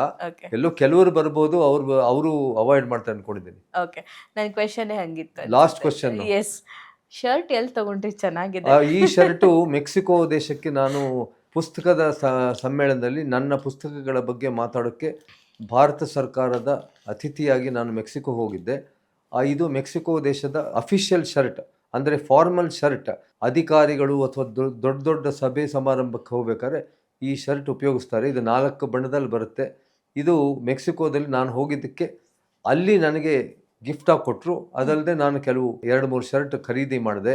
ಇದು ಮೆಕ್ಸಿಕೋದ ವಿಶೇಷವಾದ ಶರ್ಟು. ವೆಲ್ ಸರ್, ತುಂಬಾ ಇಂಟ್ರೆಸ್ಟಿಂಗ್ ಆಗಿತ್ತು ಇವತ್ತಿನ ಕಾನ್ವರ್ಸೇಷನ್. ಇವತ್ತೆಲ್ಲ ಮಾತಾಡ್ಬಿಟ್ವಿ ನಾವು. ಇಂಟರ್ವ್ಯೂ ಬಗ್ಗೆನೂ ಮಾತಾಡಿದ್ವಿ, ಪುಸ್ತಕದ ಬಗ್ಗೆನೂ ಮಾತಾಡಿದ್ವಿ, ಹೇಗಿರಬೇಕು ಅನ್ನೋದ್ರ ಬಗ್ಗೆನೂ ಮಾತಾಡಿದ್ವಿ. Thank you so much for your timing and all the very very very best. First copy ಆದಷ್ಟು ಬೇಗ ಆಯಿತು ಅಂತಂದ್ರೆ ನನ್ನ ಕಳ್ತು. ಖಂಡಿತ. Thank you. ನಮಸ್ತೆ. ಓಕೆ, ವೆಲ್, ಸೊ ಸಭೆ ವಿತ್ ಸಭಾನಲ್ಲಿ ಇದು ತುಂಬಾನೇ ಇಂಟ್ರೆಸ್ಟಿಂಗ್ ಕಾನ್ವರ್ಸೇಷನ್. ಯಾವಾಗಲೂ ಕೂಡ ಗುರುಪ್ರಸಾದ್ ಸರ್ ಜೊತೆ ಹಾಗೆ ಇರುತ್ತೆ. ಸೊ ನಿಮ್ಗೇನಾದರೂ ಮತ್ತಷ್ಟು ಇನ್ಫಾರ್ಮೇಷನ್ ಬೇಕು ಅಥವಾ ಗೈಡೆನ್ಸ್ ಬೇಕು ಅಥವಾ ಇನ್ಯಾವುದಾದ್ರೂ ಪುಸ್ತಕದ ಬಗ್ಗೆ ಗೊಂದಲ ಇದೆ ಅನ್ನೋದಾದರೆ ಸರ್ದು ಮೇಲ್ ID ನನ್ನ ಸ್ಕ್ರೀನಲ್ಲಿ ಹೋಗ್ತಾ ಇದೆ. ಸೊ ಅದನ್ನು ನೀವು ನೋಟ್ ಮಾಡ್ಕೊಳ್ಳಿ. ಮೇಲ್ ಮಾಡೋದ್ರ ಮೂಲಕ ನಿಮ್ಮ ಕ್ವೆಶನ್ಸ್ಗಳಿಗೆ ಆನ್ಸರ್ ತಗೊಳ್ಳಿ ಅಂತ ಹೇಳ್ತಾ ನಾನು ಈ ಪಾಡ್ಕಾಸ್ಟ್ ಮುಗಿಸ್ತಾ ಇದ್ದೀನಿ. ನಮಸ್ಕಾರ.